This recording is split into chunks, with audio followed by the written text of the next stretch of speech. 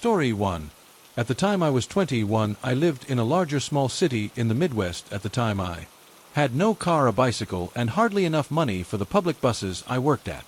The retail battery lighting and repair store I worked full-time and only lived a little over a mile from my job. Since I was a female in a male-dominated field, I was often used to targeted abuse from men that thought they knew better. Many times I stood my ground and fly my knowledge in subjects that these men couldn't grasp. Because of my willingness to learn and my close proximity to work, I often worked all sorts of hours, mostly by myself. This time I wasn't the person closing and had a co-worker, Joey, who came in for a part-time shift after he wrapped up classes at the local college. We had a close friendship and we often stood up for each other and stood in when we were flustered or needed to go to the bathroom in the back. Joey received a phone call for a possible repair on a smartphone, and he wasn't 100% sure if it was a phone that we could repair. He asked the young female caller to stop by for a consult. She had quickly agreed and said that she would stop by at around 5:30 p.m. This was a night that I was supposed to get done at 6 p.m. and catch the bus at 6:12. It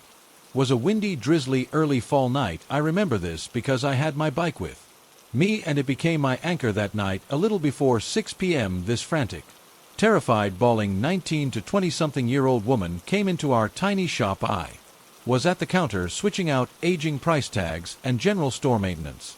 I looked up at her, confused and willing to help. She looked me deep in the eyes, asking if Joey was there. At the time, he was in our tiny bathroom in the back, so I had to step in and help out any customers. I told her that he was currently busy and that I was willing to help her. She handed me her smashed, cheap phone very timidly. My customer service skills couldn't prepare me for what she was going to say next.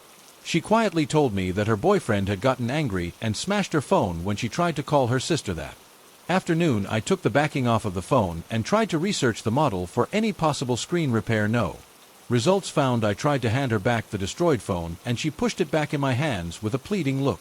Then the honking commenced. There was this light drizzle outside, so our front glass door was covered in beaded drops and was slightly fogged over. I couldn't see who was honking out there. I told her again that I couldn't help and for her to try our on repair competitor down the road. The tears started to really float down her cheeks and I was freaked out at this point. She kept throwing glances behind her and the honking would not stop. I shook with fear and rage. At this point, I myself was in a domestic abuse situation at the time, and I knew what this girl was experiencing. I broke my locked stare at her and tried to look in our system a second time for a replacement screen. Nothing again. I looked up from our computer and saw a shadowy figure of a young man pacing in front of the store. I was just happy that the honking stopped, but I was increasingly shaken up. My whole body vibrated with fear, and I whispered across the counter if she needed me to call 911. She slammed her hands down on the counter and said that I couldn't do that. She begged me not to. At this point,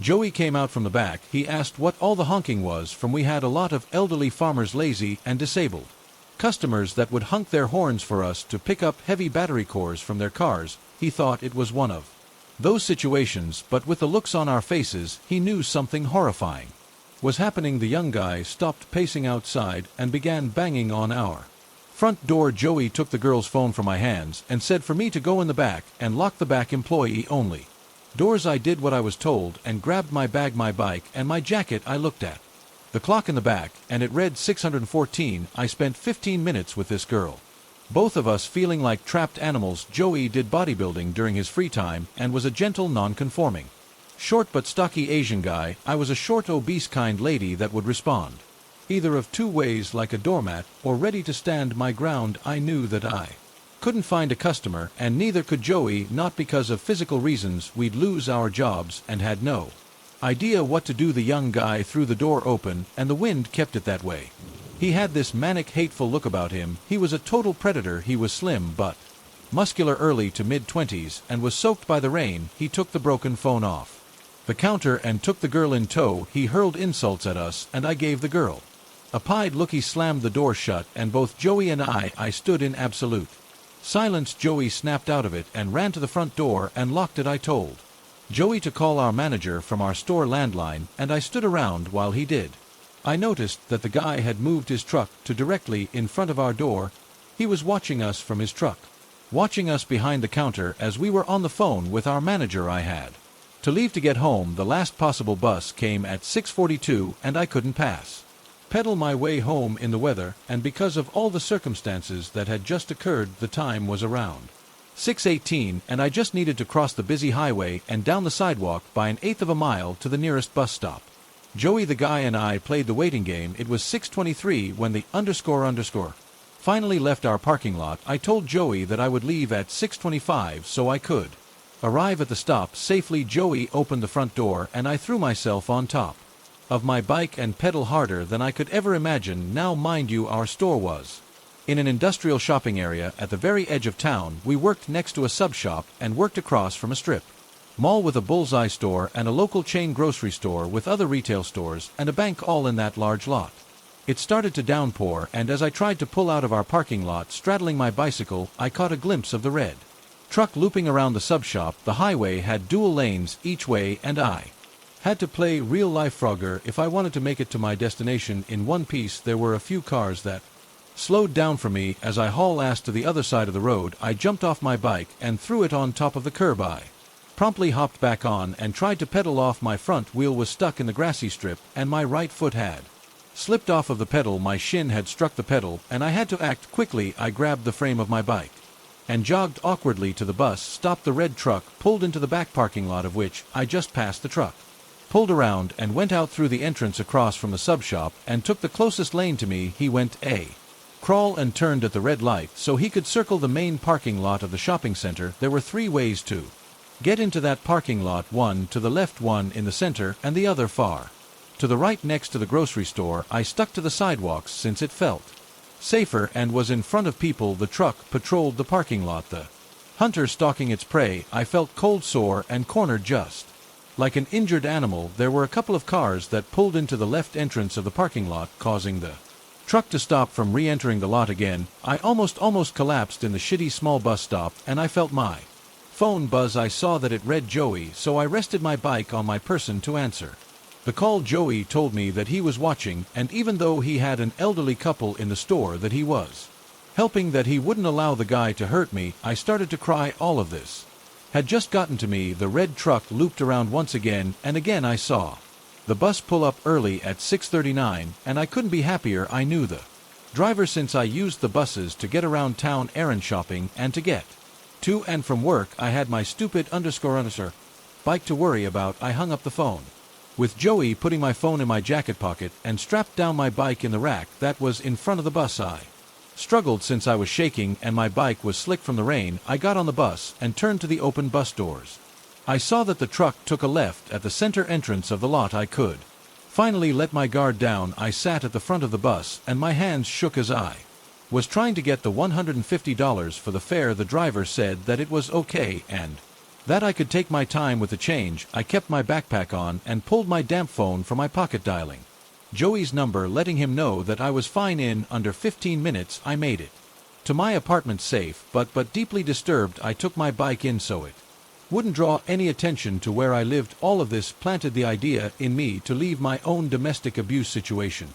A few months later, when the pandemic took the world by storm, to this day I wonder about that girl. I hope that somebody more daring and stronger than me called the cops on her abuser, that she had the strength to leave that violent man for her to write her own story and to recover from all of it. I'm currently doing significantly better in life and finally have my own car, and I live a couple of states away safely from my past life. So even though it's been 3 years now to that violent, abusive man, let's not meet again. So I've been a huge fan of this and other similar Reddit pages for years now, and finally have a fitting story of my own. For a quick bit of backstory, myself, my brother, and disabled mother all live together in a trailer about 30 minutes from Nashville, Tennessee. I was wary of moving there at first for the stereotypes you may hear about trailer parks, but luckily we've had zero issues in the 10 years we've been here. Very nice neighbors, well-kept yards, and everything else okay. Story time. So about a week ago, we were finally putting up our Christmas tree, drinking probably too much beer, listening to Christmas music, Christmas spirit in full swing. During our random banter, my brother says, "Oh yeah, I can't believe I forgot to tell you earlier today at work, the owner had to kick out some guy who was acting really creepy. My brother works as the stalker at a family-owned little market about a mile from our home." He went on to tell me this Younger-looking guy was pacing the aisles, sometimes standing still for minutes at a time and not responding. When the owner would ask if he needed help finding something, after about 20 minutes of this, the owner asked him to please leave because he was scaring the customers, and without a word he left. We continue with our good time, hanging ornaments, drinking, getting our mom involved, and all is good. We wrap up around 10:30 p.m., help our mom to bed, and decide we might as well finish off the ton of beer we have left and admire our deck-out tree. Around 11:30 we decide to go out on the front porch to share a cigarette, as we usually do when we've tied on a good buzz. My brother opens the door and almost immediately closes it. I ask what's up, and he says, "Holy, the guy I was telling you about, just like Michael Myers, walked down the street past our house." I thought that was pretty strange, but wasn't really concerned. We waited for a few minutes, then went and smoked as usual and went back inside. My brother and I aren't troublemakers at all, but I am pretty confident in our ability to defend ourselves if we had to. At this point, these are just thoughts in the back of my mind, though after all I hadn't even seen the sky yet. Fast forward to about 2 a.m. we are more than drunk enough to go ahead and call it a night after one more cigarette. My brother opens the door, and within seconds I hear him say, "Whoa, whoa, whoa. Hey man, you good? Hey buddy, what's up you good?" I'm in the kitchen at the time, but quickly decide this doesn't sound right and rush over to the door. What I see when I get to the open door is a younger man standing on our deck about 3 feet from our front door. He's pretty tall, about 6 feet 4 inches, and another thing I notice is that he looks a lot like Adam Driver, which was a detail my brother jokingly mentioned earlier during tree time. So I'm realizing for the first time this must be the guy he's been talking about. One thing my brother must not got close enough to notice at work, though, was this guy's eyes. I'm not exaggerating when I say I've never seen anything like it. His body language wasn't super menacing, but his eyes were the strangest combination of wide-eyed bewilderment and fury. Like us opening our front door confused him and also made him very, very angry. I joined my brother in explaining to him that it's late and he should head home. After what I'd say was about 30 seconds of staring, he just walked off without a word. I peeked out of our blinds to make sure he really left and saw nothing. We both tried to laugh it off and were saying things like, "Well, that was pretty weird, huh? But it took a while for my adrenaline to tap her off the thing." I kept thinking to myself that bothered me was those 30 seconds to me felt like he was the one deciding what the next move would be, but what that could have been I have no idea. I also didn't love that my brother said when he opened the door he was already standing there, so for help long we calmed down by watching YouTube videos, and after another 30 minutes or so I say to my brother, "Okay man, let's just go to bed. I'll take one more look outside to be safe," but felt like it wasn't really necessary. I open the door and he's back. The streetlights are spaced very far apart in our trailer park, but at the edge of our driveway there I see his silhouette probably 50 feet away, just staring at our front door. I feel I should mention he's not there texting or on the phone with someone, he's just there. I feel bad in hindsight because I'm sure this poor guy definitely has mental health issues, but between being drunk and exhausted and the look he gave us earlier, I was over it. I finally put some BAS in my voice and said, "Hey man, you can't just stand in our driveway. You're being creepy dude. Just please leave. I really don't want to call the cops on you, so don't make me." This seemed to work. His demeanor didn't change at all, but the word cops seemed to do the trick. He turned around and walked away. I hope we handled it well. I understand and empathize with people with mental health problems and have friends and family who unfortunately suffer from those things. However, I still can't shake the feeling that something bad could have happened that night. He didn't finally leave our porch earlier that night until I showed up to the door, essentially making him outnumbered, and even then he still came back. I hope he's okay out there. We haven't seen him since. I also hope not calling the police wasn't a bad choice and that he isn't out there with bad intentions on somebody else's front deck at 2 a.m. who lives alone or is elderly. I wish I could have figured out what that was all about, but during every interaction my brother and I had with him that day and night, he never spoke a word. That's pretty creepy. My unit in the U.S. Army was deployed to Iraq in April of 2006. We were in Ramdi. It was 123 kilometers out of Baghdad. I was in a Humvee headed to Baghdad for emergency leave due to a death in my family. It was close to midnight. The Humvee I was in had 3 others and a turret gunner. There were 2 other Humvees too, with a total of 5 people in as well, one in front and One in the back. I was without a weapon due to my leave. Suddenly the have-in front stopped hard. We all figured it was a possible IED or VBIED. The team leader in our Humie radioed to the lead Humie. The conversation went along these lines: "What's up? Why did you stop? Something flew in front of the Humvee." "What flew in front of the Humvee?" "Yes, we didn't see anything." And the third Humvee piped in: "Does anyone hear that helicopter?" Yes, but I don't see it." Did the other two vehicles. Just then, in the desert off the highway, was a black figure that looked like a huge bird. It looked like smoke was emitting from it, a blackish-greenish smoke with a bit of blue tinge. We all focused our eyes. The two troops with better night vision could see something, but they couldn't make out what it was. The smoke was distorting the view. Within a second or two, a rock was thrown at one of the Humvees, a big rock like the size of a head. We all froze. Due to rules of engagement, we couldn't just light it up. We used a spotlight, and in that light something just flew straight up, and it was loud, and then we heard a loud screeching noise. Within a minute it was over. We all sat there in a state of shock, curiosity, and panic. What the was that when we got to Baghdad, the translator that they were picking up to bring to the Marines that was with us said, "Sounds like you encountered an EPIT." A team leader said, "What an EPIT, eh?"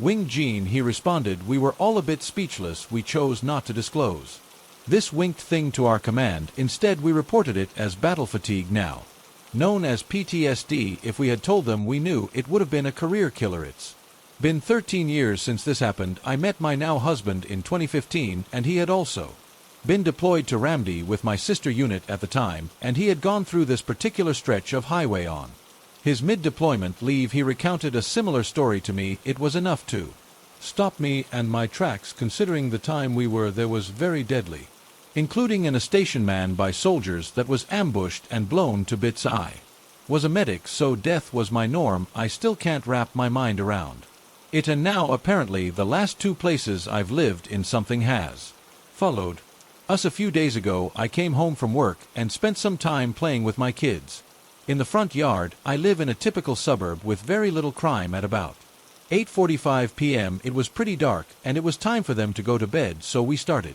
collecting frisbee balls and toys. At some point my daughter entered the garage, and I went after her. My son, who was 11 years old, remained outside on the driveway by the sidewalk. It must have been 10 to 15 seconds that he was out of my sight when a dark car appeared out of nowhere and stopped right by my mailbox, just feet away from my son. I was distracted, acted in the garage, and had not seen this. I came out of the garage, and when the driver saw me, he accelerated and took off at a high speed. It was all very quick. Why would he stop when he saw my son alone, and then escape when he saw me? Was he just lost, or was he trying to snatch a kid? I don't want to be paranoid, but TV is full of true crime shows with people saying this has never happened before in our town. My now husband and I moved in together almost 4 years ago to a rather nice, albeit expensive, apartment complex in a sort of nice part of town. We're on the 3rd floor with a large balcony that looks out onto the courtyard in which other apartments in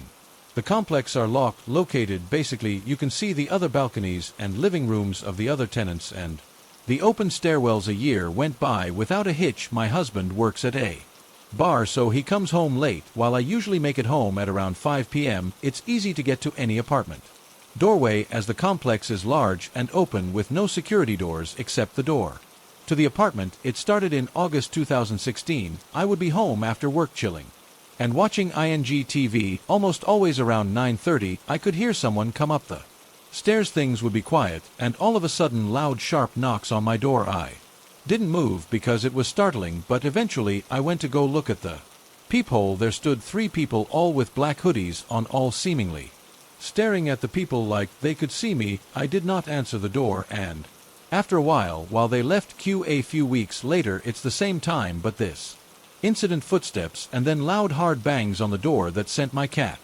flying to hide. I sat frozen, but said to myself, maybe it's the police. I made it to the people once again, this time staring out at one person, a dark hoodie, male, white and very, very gaunt with huge black eyes. Again, I did not answer the door and grabbed a kitchen knife that I kept by my side until my husband came home. This continued for weeks, and once, when my husband was home, he proceeded to look through the peephole, saw the same man and screamed for him to leave, and he did. We called maintenance and the police. who both stated that they would do regular patrols, but there was nothing else they could do and suggested cameras. Everything stopped for a while, maybe 6 months during the winter, which helped me be at ease because when all of this was happening I was having a very hard time sleeping and stopped going out at night. However, I assumed the same man started up again, except this time the same large banks on the door would happen, but when I would look out of the peephole no one was there. I then became horrified as I started to notice extinguished cigarette butts by the side of my door, like someone was standing and waiting again. I reported it. Security stepped up in the area, but I still did not feel safe. I was hoping it would just stop as I felt tortured in my own home, but as I realized 2 weeks ago things could be much worse. At night, to go to bed, I would have to cross our eating area, which was right in front of our giant glass sliding door that led out to our balcony. It was late at night, the lights were off in the apartment. As I walk by, I glance over, and across the courtyard I see the same man standing on the landing of the stairs across the way from the 2nd to 3rd floor, staring right at my balcony, just standing there unmoved, facing in the direction of me. The same man who was at my door. I went numb, heart racing, chilled to the bone. I knew he couldn't have seen me because the lights were off and the stairway had lights of its own, but I was still scared shitless. I called my husband, who rushed over, but the man had left more reports to the front office, more promised security patrols. This same creepy, dead-eyed man in the black hoodie continued to stand at the stairway landing, staring at my apartment. It has now been 2 weeks, and he does this every Friday. I am horrified, and I've been having awful nightmares about someone breaking in and strangling me in my sleep. So creepy. Black-eyed man, please let's not ever meet. 4 years ago, I trained a new worker who was honestly a nice guy at the time, early 30s, seemingly healthy, very much into yoga, had a beautiful girlfriend, the works. He seemed very balanced and healthy. His name was Andrew. We had another long-time co-worker who was sort of Mr. Popular with managers, but honestly really annoying. People could only take him in small doses. He was essentially the embodiment of a TikTok frat boy who would randomly dance on the job in freestyle. Extremely annoying. Anyway, his name was Brad. Now, before I explain, I should include that this workplace sucks. It barely holds a single star on Indeed. It's a large factory with no windows, toxic management, long hours. It was very hard on most people's mental health. So anyway, roughly a year into Andrew's stay, things started to change. He and I were mutually friendly to one another. We would have long civilized discussions about interesting things, but something was really out of place when he mentioned his new beliefs about the world being flat and a hologram moon theory. It was really unlike the old version of him, who was really rational. I sort of shrugged it off and said it's probably a phase. Trolling. Fast forward a few weeks, Andrew has seemingly took a lot of interest in coworker Brad and sort of developed some of his mannerisms, but in a more endearing way, kind of copying his silly dances and laughing. It seemed harmless, but as months go past, he continued to dance more and more, to the point he had to be asked to stop by supervisors. He would even be moving around at the morning meetings using all the same manner of and phrases as Brad. This really started to creep out Brat to the point he switched shifts. We theorized maybe he was on drugs, but Andrew was very vocal against all substance use, including alcohol and weed and such. He was also a vegan. Where things change for the worse is when Brad ends up getting with a new hire at work. She ends up becoming his girlfriend. They move in together and such. This is when Andrew shows up to work using Brad's name, even signing himself in on the logbook as him, referring to himself as Brad all morning. Then later that day, Andrew stands up on a work table screaming that he's in love with Brad's girlfriend, his arms spread out in a cross Jesus formation, face to the ceiling. The whole place was silent, and after he ended up standing in a corner with a broom sweeping nothing for the next several hours. We would not turn around from the corner, not even when tapped on the shoulder or called by name. The only time I saw him away from that corner was when it was time to go home. He was the last one out. Unfortunately, my job being QC, I'm always among the last ones out as well, despite both of us being the last in the building. I did my best to act normal when passing him in the hallway. I glanced at him. He was looking directly at me, head tilted down, making a pseudo-snarling dog face, eyebrows in the V-tongue, and teeth out. The next day, our boss decided Andrew needed to go to the hospital, so we actually made an appointment and got him in an Uber. He Was put on leave for a week. The security guards who I was friends with told me Andrew kept showing up in the middle of the night trying to sign in for work at the card reader, sometimes 2 to 3 in the morning. Anyway, surprisingly, a week later Andrew comes back and seems somewhat normal, almost like he has no recollection of anything he did. He even wrote an entire album on his phone in that time, which surprisingly was better than I thought it would be, but I noticed it was all love lyrics, sort of wacky country love songs, as things seemed to normalize with Andrew. He stated he really wanted to hang out with me, go for a hike, and throw axes at trees and stuff like that. I sort of didn't agree or disagree, and told him I'd get back to him on that, as I was secretly a bit on edge. He asked me later in the day if I was still down, and I said unfortunately I had other obligations, and he said, well, I guess I can't throw an axe at your face then, and I laughed, not knowing how to react at all. I told the manager about that, and he kind of just scratched his head uncomfortably and shrugged his shoulders. Anyway, Andrew ends up finding Brad's address due to a work get together where everyone was invited, and someone leaked it to Andrew. They eventually find rocks and sticks and weird formations on their doorstep like shrines, and we all collectively knew it was Andrew. Things got really weird when they actually found Andrew looking through their windows at night. He was also scratching the windows with his nails, calling out Brad's name repeatedly, whispering, "Brad, I need to tell you something." This is when our manager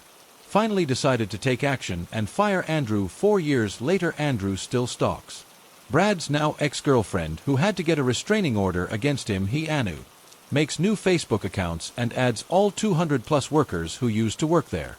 He uses a new name each time with a different selfie. He sends a message to each one of us as well, saying, "Hey, it's Brad from work." So I guess my question is, what would this behavior be called, and how did such a normal, likable, level-headed person turn into this? Is there a term for this behavior? What would your diagnosis be? One of my friends had the balls to ask him in a reply if he calls anything, which he doesn't seem to, but he sure remembers Brad's ex-girlfriend and says some extremely concerning things about how she's the one and the only one. "I'm the bigger one, she's the smaller one," is a quote he said that he was put on this earth to essentially save her. He also seemingly has no support at all from family or anything, and is working a new job, living alone, unattended. I feel like this is sort of a risk. Anyway, I'm interested in some of your feedback in what he might be dealing with. Hello, I'm EIE. I wanted to tell my story because it was absolutely terrifying at the time. It all started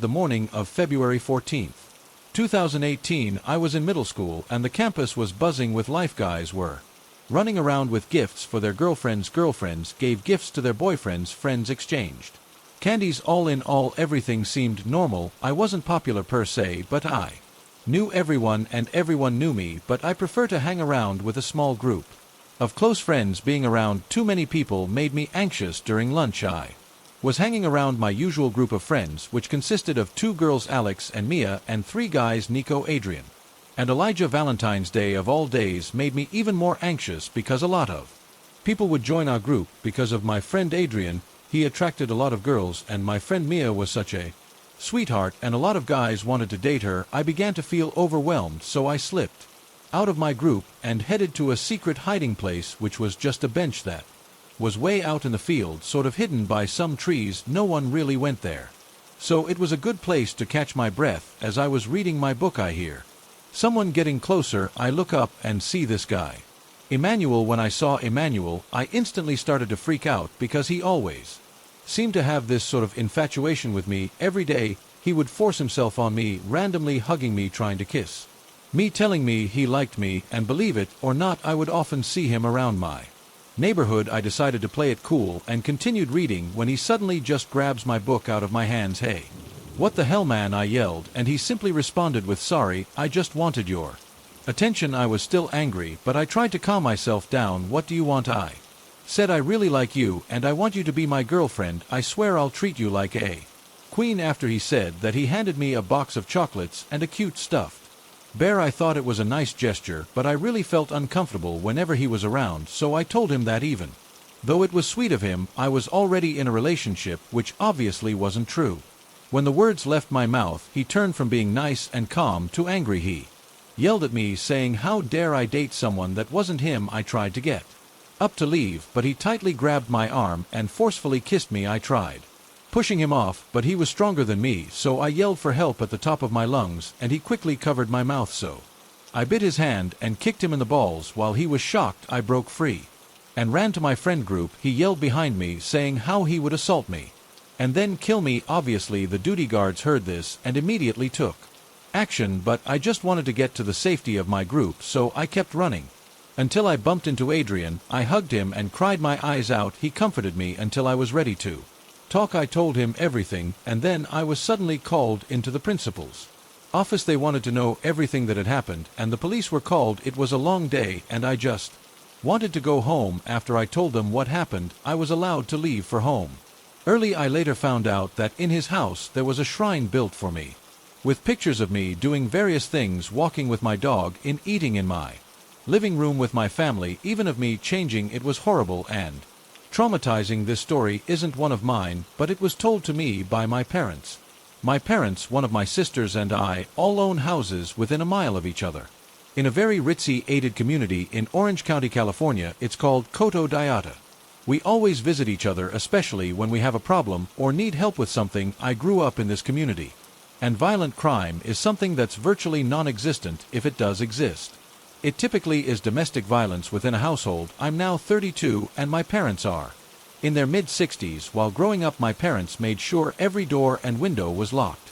Like doing so was some sort of religion. I always questioned this policy, asking, what's the point of locking all the doors and windows when we live out in an isolated suburb like this? Hell, there were many occasions where I didn't have a key and literally had to walk miles to a friend's house or wait 5 hours in the yard just to be able to get into my house. It was quite annoying. Anyways, one night 1 or 2 years ago, my parents awake to someone pounding on their door at around 2 a.m. After having fallen asleep watching SNL, my dad goes to answer the door, thinking it's my sister or me needing help. He opens the door without looking through the peephole. He was shocked to see a very angry 19-year-old male. The kid starts telling my dad that he needs to get the hell out of his house. My dad tells him that he must be confused because this is his house and not the kid's. My mom is in the other room hearing the back and forth between the two. My dad is apparently arguing with a very frustrated and angry kid to no avail, and it's escalating fast. The kid simply cannot fathom the logic that this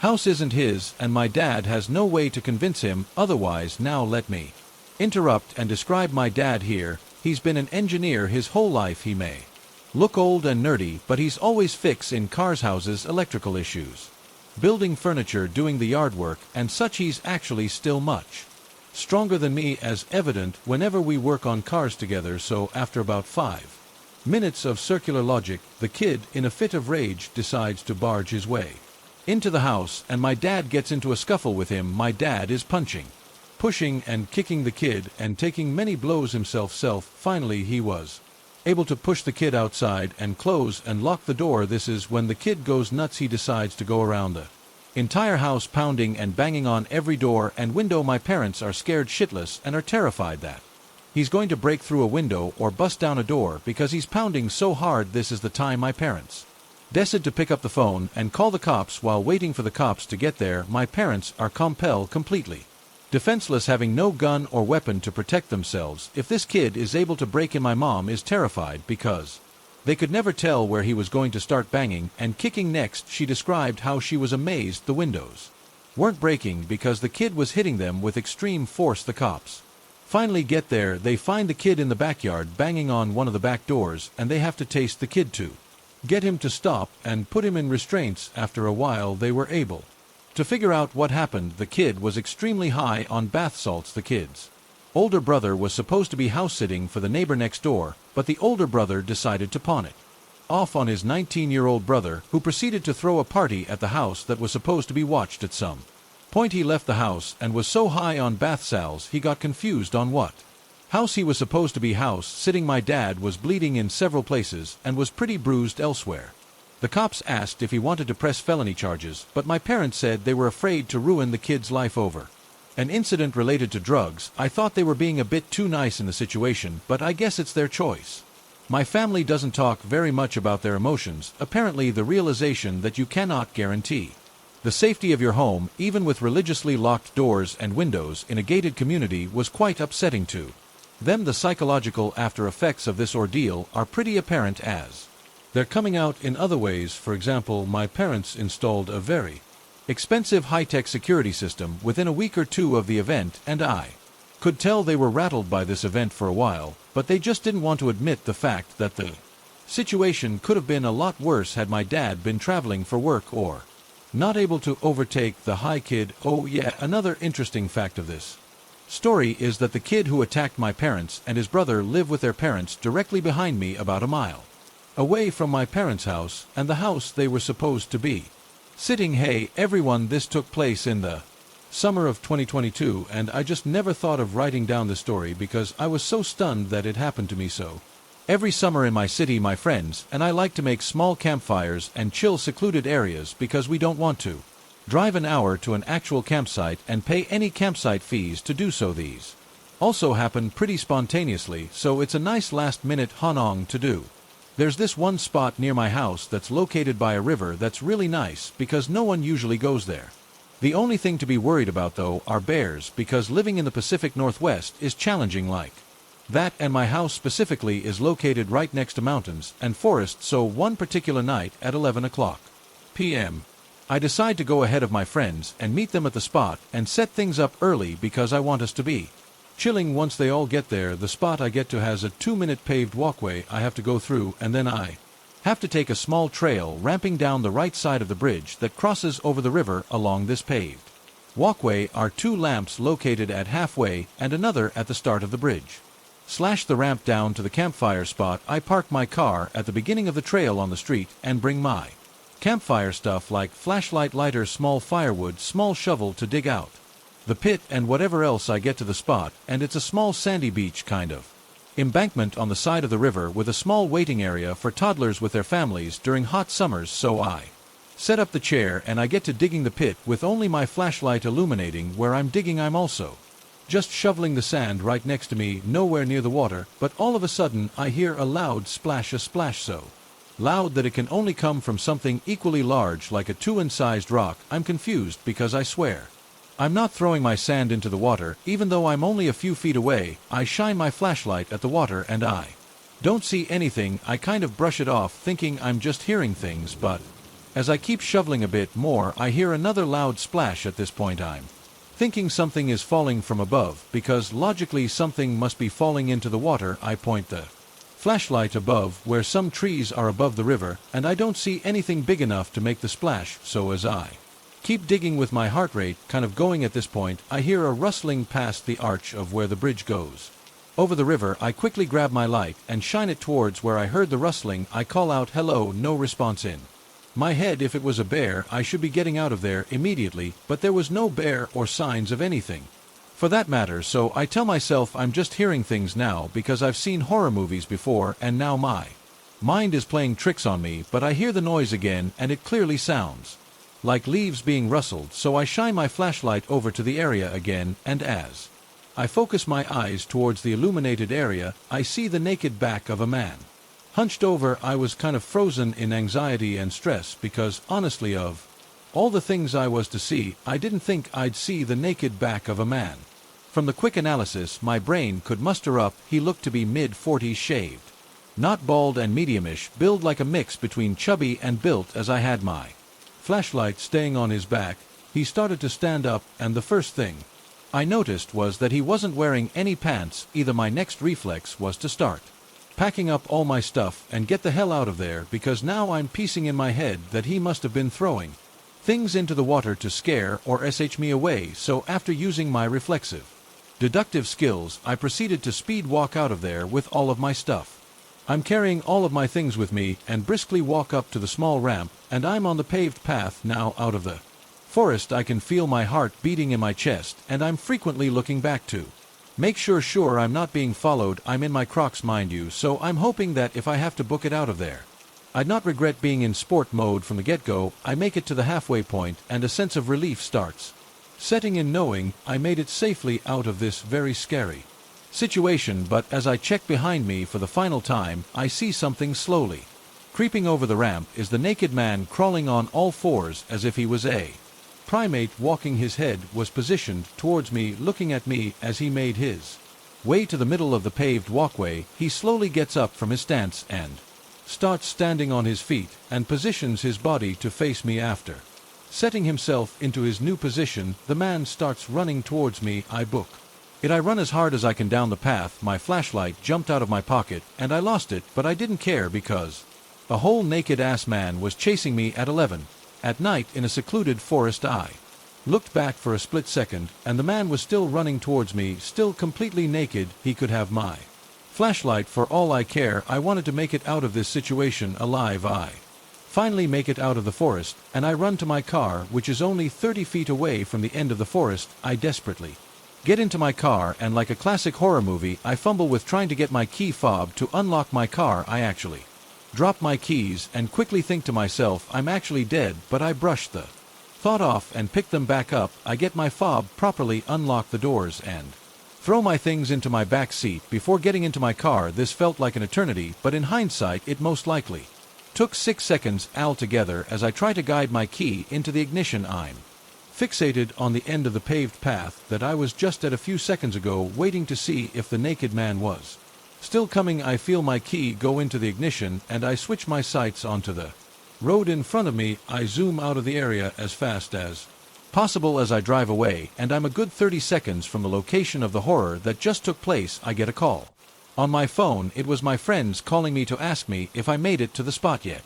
And all I say to them is, guys, do I have a crazy story to tell you? They pull up to my house because, again, it was actually decently close to the campfire area, and I tell them the whole story the way I just told it. Now they swear that it was none of them trying to prank me or anything like that, and I also knew none of them would try to full sprint at me with it hanging out. But as we're just talking out in front of my house, there's a college student who looks like he's walking home that's going towards the direction of where I encountered the naked man. I just yelled out to him, yo, be careful, there's a naked guy that was chasing me by the bridge that crosses over the river. He responds saying, oh, damn, really? I got to go over that bridge to go home. All I tell him is good luck, man. The next day I reported it to the police by phone, but they sent over an officer so I could tell them in person and show them where in the area I saw these things. When we went to see where I initially saw the man's back hunched over, they said they didn't see any trace of anyone being there previously, but the officers said they would make note of it anyways in case it happens again. Some of my friends say it's a skinwalker, others say more realistically it's either a homeless mentally ill or a drunk SLH hires. One theory I've heard my friends say is that it's a future version of me pulling a prank on my past version, because honestly, if time travel is real, I would totally screw with my younger self like that. So that is the only crazy Let's Not Meet story I have, but damn, is it a story I will never forget. This is the story of a coworker I had a long time ago, so I can look back on it and laugh now, but at the time it was really distressing for me. To give some context, every summer I would do some temp work for the company where my dad worked. It was an education company, so they always needed temp workers around July and August time for all of the exam remarks that they had come in. It was data entry work, but it suited me fine, and it meant I could earn a little extra cash while I was at university. I did this every summer from when I was about 19 right through to when I was 23, and then I got another job at the same company for a bit after I graduated, but we'll get on to that later. For now, all you need to know is that I was a reasonably familiar face there, and everyone knew I was my dad's daughter. The main downside of working there was that I'd clock off work at 5 p.m., but I'd have to wait for my dad to finish work since he was the head of an entire department, so he'd end up staying there a bit later every day. I'd bring a book with me and sit in this little foyer area between his department and the department where I worked. Since it had the most comfortable chairs, I must have been 22 years old when this happened, because it was the penultimate summer that I worked there. I had just had my hair cut short for the first time in my life, and I dyed it red as well. I was sitting on these couches reading when all of a sudden this guy approaches me. He tells me that he works in my dad's department, and he thought he'd come introduce himself. His name is Leon. This was a pretty common occurrence for me, and I was aware of this guy. He was young and decent looking, so a few of the women in my department had a crush on him. I was dating someone at the time, though, and I'd never actually seen him in person, but I could see what they saw in him. We got to chatting, and he mentioned that I changed my hair, so I told him about cutting it short, and he cut me off mid-sentence. This is where it Started to get weird. He said no, first it was brown and you didn't have a fringe. Then you went through a phase of curling it, then you put the fringe in and dyed it red. After that you dyed it purple. Now you've had it cut short and dyed it back to red. This guy I had just met was describing in over 2 years worth of hairstyle changes that I'd had. I felt creeped out, but he seemed like a nice enough guy, and I guess I'd worked there at the company throughout the entire time, so it was reasonable to assume that he'd noticed me before. That should have been the first red flag. He asked me if I had Facebook, and I told him that I did. So he said he would add me. That seemed pretty normal, but then after he sent me the friend request, he asked me to get my phone out so he could watch me accept the friend request. I'm British, and it's therefore impossible for me to be impolite, so I got out my phone and showed him that I had accepted it. I thought that might calm him down, but bear in mind he wasn't a battle-looking guy, so I felt a bit flattered at this point that he was so keen on me. That sense of flattery dissolved real fast after the Facebook thing. He kept asking me if I had MSN, and I told him that I didn't. I swear throughout this conversation, he asked me if I had MSN about 4 times. Then the final time he asked, he was like, please can you get MSN so we can chat after work. It was like he had something really urgent he wanted to tell me, but I had only just met this person. I kind of laughed and said about how I hadn't used MSN since I was a teenager without necessarily rejecting him. Then he said something like, well, if you don't have MSN, then do you have Skype? This seemed like the perfect opportunity to bring up my boyfriend, who was a foreign student and went back to his home country during the summer. He was the only person I spoke to on Skype. I said to Leon about how I didn't have my own Skype account, but I used my dad's Skype account to talk to my boyfriend. I really thought this might ward him off. I was wrong. Without missing a beat, he said, can you please just get your own Skype account so we can video chat after work? He said it like I was somehow inconveniencing him, like this was something we'd agreed to months ago or something. I had no idea how to react, so I just sort of smiled and laughed. Thank the heavens someone from my dad's department walked past at that moment and was like, Leon, aren't you meant to be at your desk? He scurried off pretty quickly after that, but not before reminding me to get my own Skype account and send him the details. I told my dad about the whole exchange in the car ride home, but all he said was that Leon was very friendly and that a lot of women in his department liked him, so maybe I had just misunderstood the situation. I thought he was probably right, so I tried not to let it bother me.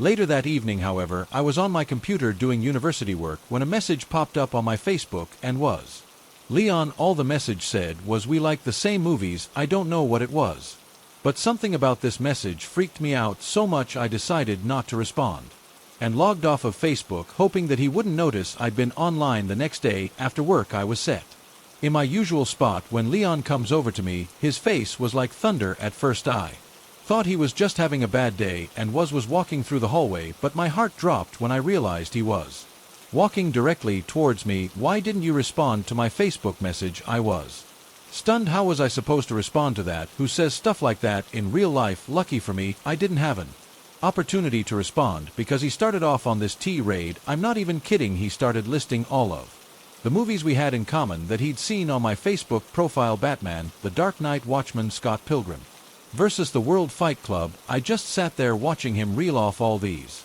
film titles. Once he was finished, all he said was, it's okay, I forgive you, and then walked off back to his department. Over the next couple of weeks, he came and found me in my spot every day and talked at me from the moment I sat down to the moment my dad came to get me. I don't remember many of the other exchanges, but I do remember distinctly one day pretending to pick my nose when I saw him coming to see if it would put him off. It didn't. It got to the point where I'd get so stressed out after work that I'd go and hide in the toilets for as long as I could, but the women I worked with started to notice and think that I was weird. Eventually I broached the subject with my dad, and he gave me his car keys after my shift so that I could go hide out in his car rather than in the building. So I'm camped out in his car and I'm still feeling quite tense. But after about 20 minutes, I start to feel at ease. Surely he won't come looking for me out here. Wrong. I look over at the main entrance and my heart drops. He's coming out of the door and he's scrutinizing all of the cars. I sank down as far as possible into my seat, but I wasn't fast enough and he saw me. He comes rushing towards me and starts tapping on the glass, so I open the door and ask him, what's up? I didn't see you In your usual spot, but luckily the dormant Chris told me, he saw you come out here, why are you in your dad's core? Again, what are you supposed to say to that? I told him I had a headache, so I'd come out to the car to take some paracetamol and see if I could get some sleep. At least he expected that. Because he told me to feel better and then left me alone, I breathed desire of relief, knowing that I was only going to be working there for a few more days before I had to go back to university. I told my dad about the car incident, and he gave Leon a talking to. The next day, Leon would still come find me in the foyer, but he'd only talk to me for a few minutes in passing before leaving me alone. It was a big relief. On my last day at work there, I was fully expecting him to do something crazy, but he didn't even come to chat with me that day. I left the office and thought I would never see him again. I found out he was fired not long after I left the company that year because he kept coming into work late and then spent most of his time at work chatting with his coworkers and me. Apparently, fast forward to January of 2014, and I was preparing to move to China for a position teaching English. I had graduated from university and I was working at the same company, but this time in a semi-permanent capacity. It was my last day at work, so I received quite a few gifts and some fuss from my coworkers. It was about 10 a.m. when who should I see walk through the door but Leon? He had been hired as imp to do the job that I'd done for so many years. As soon as he walked through the door, he saw me, and this flash of recognition crossed his face. I wanted to slide under my desk and die. He came walking over to me and was all smiles, asking about how I was and what I was still doing at the company. It was at this point that one of my coworkers mentioned about how I was off to China soon. Leon seized on that and started talking about his friend who was also interested in TEFL. His interest seemed genuine, so I got to talking about how I got my TEAL qualification, who I got it through, what company I was going to be working for out in China, and other stuff. We chatted for about 20 minutes, and he wrote down some details for his friend, then went off to work. At the end of the day, I was packing all of my stuff to leave, and a few of my coworkers were coming over to say their goodbyes. Don't get me wrong, the Leon incident aside, I had a wonderful time working at that company, and I made a lot of great friends out of the corner of my eye. I see Leon approaching, but I think what's the harm? He says goodbye and wishes me luck on my new adventure. Then, as I'm literally walking out at the door of the department, I hear him call out, "See you in China," for the first 2 weeks of my teacher training. Over there, I was like a hawk, keeping a constant lookout for this guy. He never did follow me out to China, but it still remains as one of the creepiest encounters of my life. During my early 20s, I worked as a meter reader in Iowa City, Iowa. A meter reader is the person who records how much electricity, gas, or water you've used each month. If your meters are on the inside and you want an accurate bill, a meter reader must enter your home whether you're there to let them in or not. Entering a home when the owner isn't present is something that I've never gotten used to. No matter how loudly I knocked, I never shook the uneasy feeling that I wasn't welcome. The inside of a home is the ultimate private space. The home's exterior is just the image of ourselves that project to the rest of the world, but the further you venture inside, the closer you come to truly seeing what kind of person lives there. And if you want the raw, unfiltered truth, head for the basement. I hate basements. I've seen walls that look like giant static filed TV screens until I realized it was roaches scurrying across a white background, cobwebs so thick in dust that it looked like the cotton candy machine exploded at the Spider County Fair. I've seen rats, snakes, feces, weapons, neglected children, abused pets, homeless squatters, massive hordes, bizarre sexual items, a makeshift meth lab, and even a coffin. There are rational explanations for all of these things. Well, maybe not the coffin, but there was one basement where what I found was beyond the grasp of logic, and that's what made it so terrifying. It was an old apartment house from the outside. It looked like every other house on the block. I entered the back door and found myself at the top of a staircase. I ran my hand along the wall until it grazed a light switch. I flipped the switch, but no lights turned on. I wasn't carrying a flashlight. A typical route involved 5 or 6 hours of walking, so I carried as little as possible. Oftentimes I used the light for my handheld screen, but it only illuminated whatever was about a foot in front of it. So armed with the world's worst lantern, and I made my way down into the darkness. Once at the bottom, I blindly shuffled across the room, one baby step at a time, with arms outstretched, head and Head down, I eventually reached the far side of the basement. I shined the dim light from my handheld along the wall and discovered 2 doors. Each door led into its own small room. I chose the door on the right and found the meters in the far corner. As I entered the reeds, I began hearing noises coming from the other room. Something was moving, and it was whimpering that grew louder the longer I listened. I eventually realized it was a dog. It sounded weak and distressed. I tried to open the door, but it was locked. At this point, the dog was scratching on the other side of the door. I felt helpless. I reported it when I got back to the office, but I couldn't shake the thought of that dog I had stuck with me over the next month until it was time to return. So there I was 1 month later, back within the basement. At least this time I knew where the meters were located. I shuffled back to the little room on the right while keeping my ears open for any sounds coming from the other room. This time I heard nothing. I read the meters and started making my way back, but I couldn't shake the memory of that dog. Was it still trapped inside that room? My curiosity got the best of me. I stood outside the door for a few moments listening. Still nothing. That's when I made a huge mistake. I tried to open the door. I had no more than jiggled the doorknob when I first heard its screams, blood-curdling screams unlike anything I'd ever heard, sounds that I didn't think a human was capable of producing. Sure, piercing, high-pitched shrieks followed abruptly by a low, drawn-out guttural moan that ultimately morphed into something that I can only describe as crying, but much louder. It was all over the place like some sort of psychotic free-form jazz. I stumbled backwards, nearly losing my balance. I shouted something like, "Hello, who's in there?" There was no response, just screams. "Are you okay? Do you need help?" Still no response, just screams. There was no doubt that I yelled loud enough for him to hear me. He didn't want my help. He wanted me gone. I fumbled my way through the darkened room toward the exit. When I reached the top of the stairs, I just stood there listening. I was trying to wrap my mind around what I was hearing. I waited for the screaming to stop, but it never did. When I finally left, it was still as loud and demented as when it began. I felt relieved, but that quickly vanished when I realized I had to do it all over again. The next month I reported what I'd heard, but nothing came of it. As my return drew nearer, a sense of dread grew inside of me. What kind of lunatic sits alone in total darkness and silence? My mind created endless explanations for what kind of hell lay beyond that door. By the time I returned, I built him up in my mind so much that anyone other than the devil himself would have been a letdown. But there was no sign of him the next month, or even the next several months. I'd nearly given up on solving the mystery when a street of luck pulled me back in. One night, I went to a concert with my friend Laura. After the show, I gave her a ride home. She'd moved somewhat recently, so she had to give me directions. I didn't pay much attention to where she was leading me until she pointed to a house a ways of the street.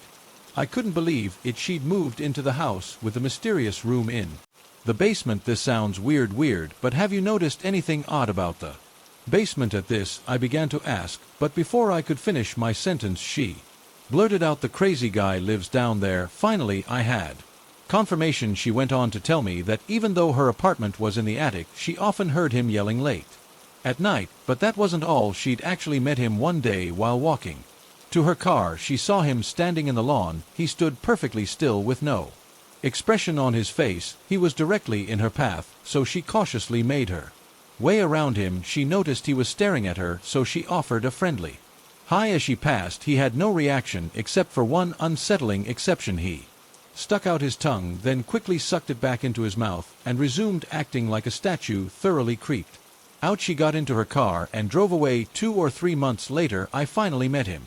I entered the back door like I had so many months before. This time something was different. There was a light on in the basement. I peered down the staircase, and at the bottom a ragged-looking dog was staring back at me. It was the same dog I'd heard during my first visit. Then I noticed something behind the dog. I could see a pair of bare feet. The ceiling blocked my view of the rest of whoever was standing there, but it didn't matter. I knew it was him. I should have left right then, but I didn't. I know this probably doesn't make sense, but at this point my desire to finally get some answers outweighed my fear. I shakily called out, "Meter reader," and started to make my descent. As I made my way down, more of him was revealed.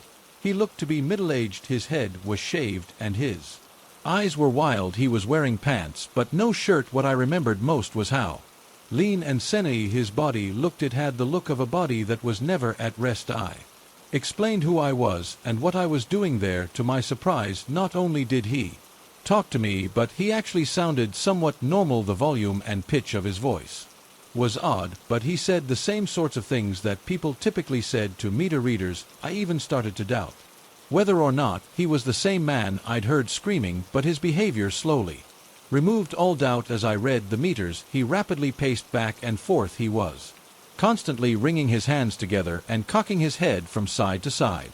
The longer he talked, the more agitated he became grimacing, and little verbal tics started popping up in his speech. Every so often he blurred out "ow" louder in the middle of a sentence. He was trying to suppress these sounds, but he was losing the battle. I started to make my way to the exit. He followed. His verbal outbursts grew louder and more frequent. I was petrified. When I reached the stairs, I drew our conversation to an end and said goodbye. As I turned to head up the staircase, he could no longer hold it in.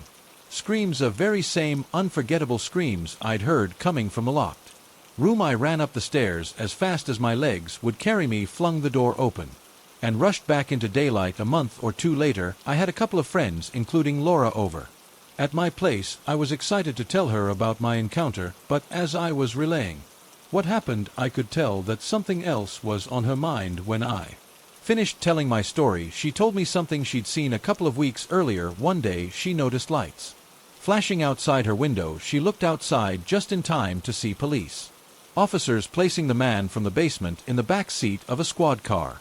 She later found out from another tenant that he had attacked someone with a knife. That was the last we ever saw of him. I don't know what became of the man in the basement. I'd like to think he got the help he needed, but maybe that's just because I'd rather not think about the alternative. It was April of 2008. I was 20 and living in Denver for a year-long work contract with a non-profit in Boulder. My girlfriend, now wife, and my best friend Tim drove to Colorado from our home state to visit me for my 21st birthday. The non-profit I was working for housed their workers in dorm rooms, and drinking was not allowed on site, nor were visitors allowed to stay overnight, so I booked a hotel room in downtown Denver for the weekend where we could drink in honor of my 21st. The hotel was big, very nice, and in a safe central area of the city. So nice, in fact, that it was the same hotel that most of the politicians would later stay during the DNC convention of '08 that took place in Denver later that summer. My wife and Tim arrived Saturday morning,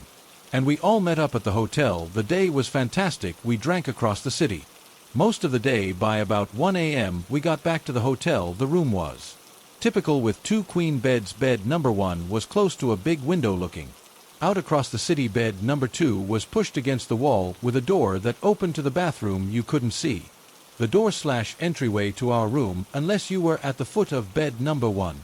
We drank more and chatted in the room until about 4 a.m. My wife was laying at the head of bed number 2, flipping through the TV. Tim and I were seated at the foot of bed number 1, staring out the window. As we talked, I heard some movement and the sound of a door opening. Without looking away from the window, I assumed it was my wife getting up to use the bathroom. A few minutes passed by, and I thought I heard movement again, so I finally turned around to look. I saw my wife still lounging in bed number 2, as she had been. Did you get up a few minutes ago and use the bathroom? I asked her. No, she replied. I thought I heard a door. I said back to her, with her just looking confused back at me. Yeah, I thought I heard that too, Tim said, breaking his own gaze from the window. It was then I started to run cold and sobered up pretty quick. Very softly I heard Tim say, I think there's someone in our room. I lurched forward from the foot of the bed to look into the pitch black entryway. I could barely make it out, and I wanted to believe I wasn't seeing it.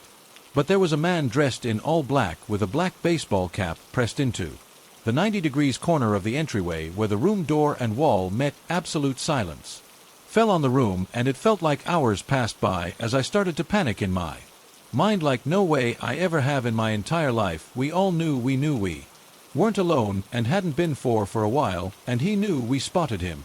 Eventually Tim got the courage to meekly speak in the direction of the entryway, and he said, Hey man, is there something we can help you out with? Another period of silence that felt like an eternity went by. He slumped off the edge of the wall a little into the light and made eye contact with Tim, and we all just stared at each other. Then eventually he spoke up and said, "Is this room 1709? No man, it's not," Tim said, stroking his beard nervously. He stared at us for a while longer, raising his eyebrows and shaking his head. He then turned around and laughed. We then erupted into a million curse words and paced around the room. I called the front desk. They told me that he was drunk and they found him in a stairwell, but they directed him back to the right room. Minutes later, Tim called the front desk and they told him he was not a guest. He was apprehended in the stairwell and taken into police custody. Then a while later they told my wife he disappeared and they had no idea who he was or what he was doing. They told her there wasn't even a room 1709 in the hotel. We got 3 different stories. We still have no idea what that was all about or how he managed to get a key card to our room. We were sure the door was closed. It was easily the most terrifying moment of my life. Always used the latch in hotel rooms. We got the stay refunded and about $200 in credit for food from the hotel. We should have sued, but we were young and dumb. I still feel sick to my stomach, and I'm honestly so freaked out right now. I have every light in the house on. Anyway, here it goes. I volunteer for a 24/7 wildlife rescue service here in Australia that mostly amounts to picking up orphan joies from the side of the road, catching sick waby, and rules getting possums out of fireplaces, and others ranging from very challenging to the basic. Now I don't drive, so I only do rescues in my area or in the relative nearby suburbs. I live a block away from a wild KNE reserve that has a problem with toxoplasmosis, a parasite that is basically deadly to most macropods. That's animals with pouches or marsupials. So when there was a call out at 9 p.m. in the Reser N right next to me for a medium-sized wave with toxo, I had been bored all day on my day off and went, hell, why not? I got my rescue tub, which contains my essentials, and went on my way. The couple that called in the R were at the entrance of the trail, and they told me where it was. I knew them. Our dogs like to play together, and I was easily able to understand what part of the track they were talking about, and I trust them. They offered to come with me, but it was cold and late, and I didn't want to stress the little guy out by having so many people around it, so I politely said no, and that I got this. My area is very safe, and I've had no problems walking out late at night or in the dark. So I walked the 30 minutes uphill into the reserve and found the poor wabby. He was so lethargic he didn't bother to move when I went right up to him. Now he was a very large wabe, definitely not a medium, and probably weighed around 45 kilograms, more than half my own body weight. I normally wouldn't do these rescues because I know it pushes my physical capabilities, so I gently maneuver him into the sack I had in the tub. I tie it with some cable ties and pop him in the tub. Now, having grown up in the area and in the Australian bush, I'm very used to the sounds of the animals in the night, the scratching, movements, hissing, growling, all that stuff. And since I had my head torch on the entire time so I could see where my feet were going, I was fine. You develop a sixth sense of sorts. I knew the sound so well. I was a nighttime bush tour guide a few years ago before I got sick, and when I get a hair-raising feeling on the back of my neck, I know something isn't right, and it sure is sure. Every hair on my body seemed to stand on end. I'm on the balls of my feet. I scan the surrounding area thinking it might be a snake or a lost dog or something.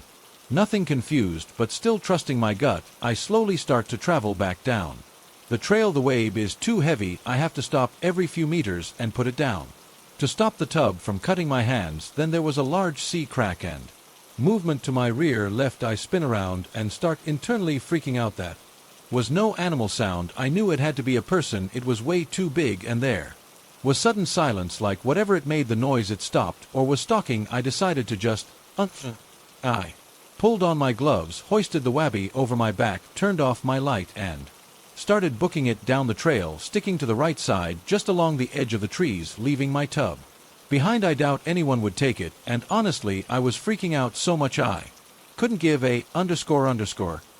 Luckily it was mostly downhill, so I got there in maybe 20 minutes or so. Every now and then I could hear a distinctive rustle or crunching of dead bark on the ground that was way too big for any animal in my area, let alone one that would follow a human. The entire time my instincts are screaming to run. I was gripping the bag over my shoulder for dear life and didn't even stop when my shoulder was screaming to stop. In rest, I made it out in down several streets well into the tight-knit neighborhood and into the light before I dared stop. I couldn't bring myself to look over my shoulder. I could feel someone watching me. I started to cry as I made my way home. Only a few streets away, I told my mom, and she looked very worried and lightly scolded me for going out like that, even though we have both done this kind of thing before. I called up my best friend and she came over for the night, and the next day she came with me to try and find my rescue tub. This morning another rescuer came to take the sick route to the vet, and me and Risa went back up to the bush we found it. The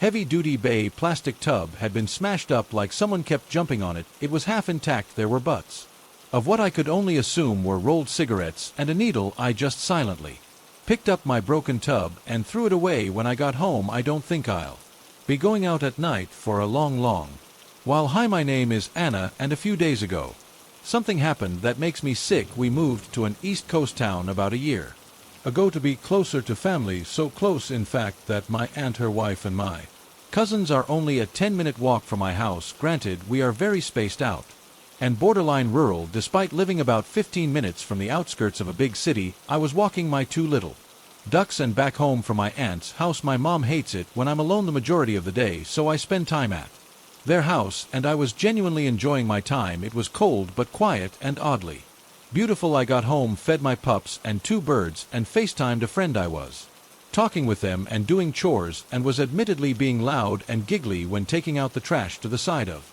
my house. I get back inside and lay down in bed still chatting when my bird starts calling at something. Now, anyone who has ever owned a parrot knows that they have distinct noises for certain movements. She's been in my family for 76 years and with me my whole life, so I knew the sound was alarm or intrigue. I brush it off as her seeing herself in the window reflection and go back to talking to my friend. I get up to get water and my back is to the sliding glass door, which is thankfully locked, and my friend has the wind knocked out of him. I'm confused and I think he's hurt. He tells me, "Anna, go back to your room now." I scoff, but then I see it in my camera view. There is a man with his face and hands pressed up against the glass door. He's a middle-aged white guy in a gray pullover and dark pants and a grin on his face. My friend, ever the best and panicked situation, tells me, "Don't look at him, just go to your room." I was shaking so hard I'm blubbering and decide to lock myself in. My dog's in my closet. My parrot is still going crazy.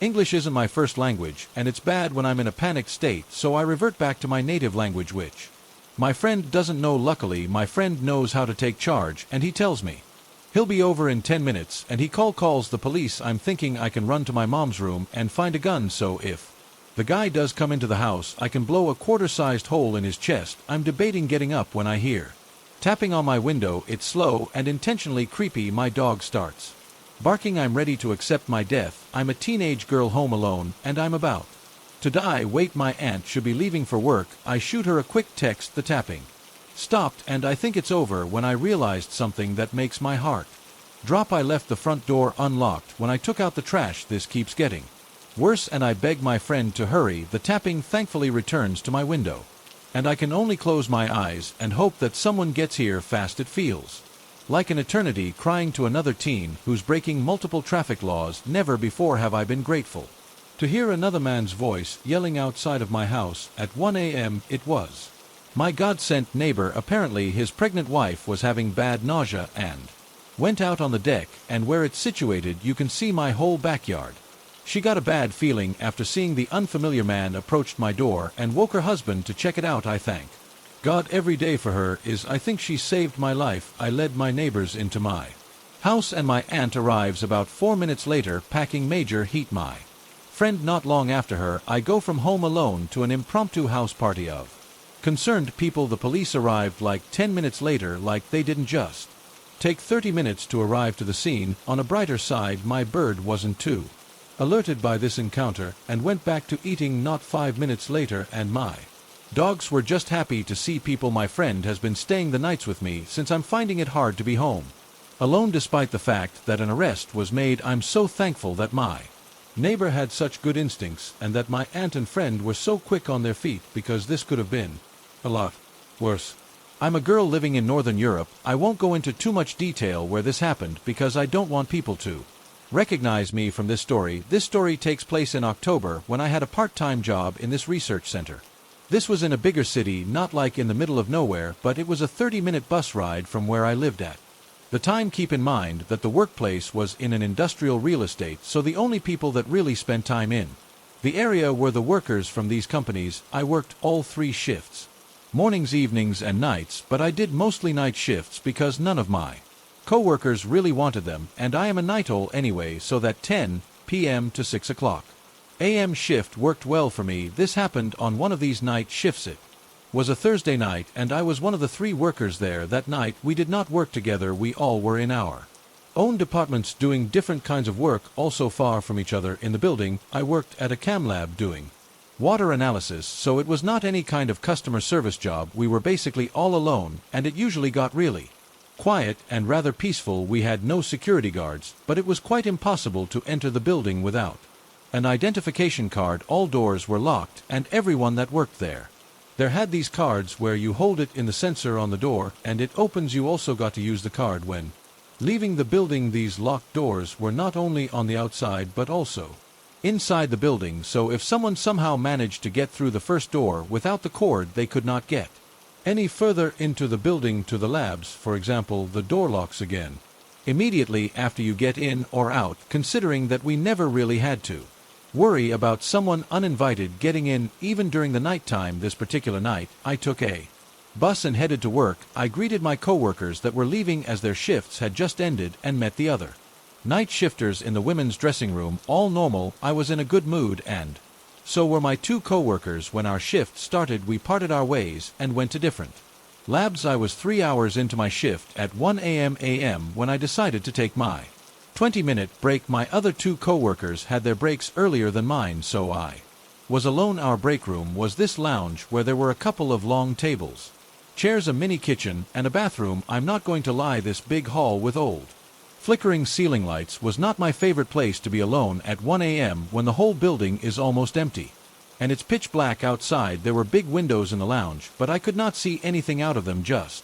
darkness. There was always the same eerie vibe at nighttime, so I was used to it. 5 minutes into my break, I decided to go outside to smoke a cigarette. I put a jacket on, took my with me, and opened the door with a card. We had this smoking place in the back of the parking lot, about a minute walk from the door. If I said I wasn't scared to be alone in an empty parking lot at night, as a young girl, I would be lying. This was the only thing I really did not like about the night shifts, but I really needed that cigarette. Nothing bad had ever happened, and I live in a generally safe country, so I just hoped for the best. There was this nasty white plastic chair in the smoking place. I sat in it and lit my cigarette. From the smoking place, I could see clearly to the entrance of the building. There were bright lights above the door. Usually I just stared at that door without even noticing it. I mean, it was at night and an industrial estate, and there were not many interesting things to look at. All of a sudden I noticed a person walking up to the door. It was a man with a trench coat and a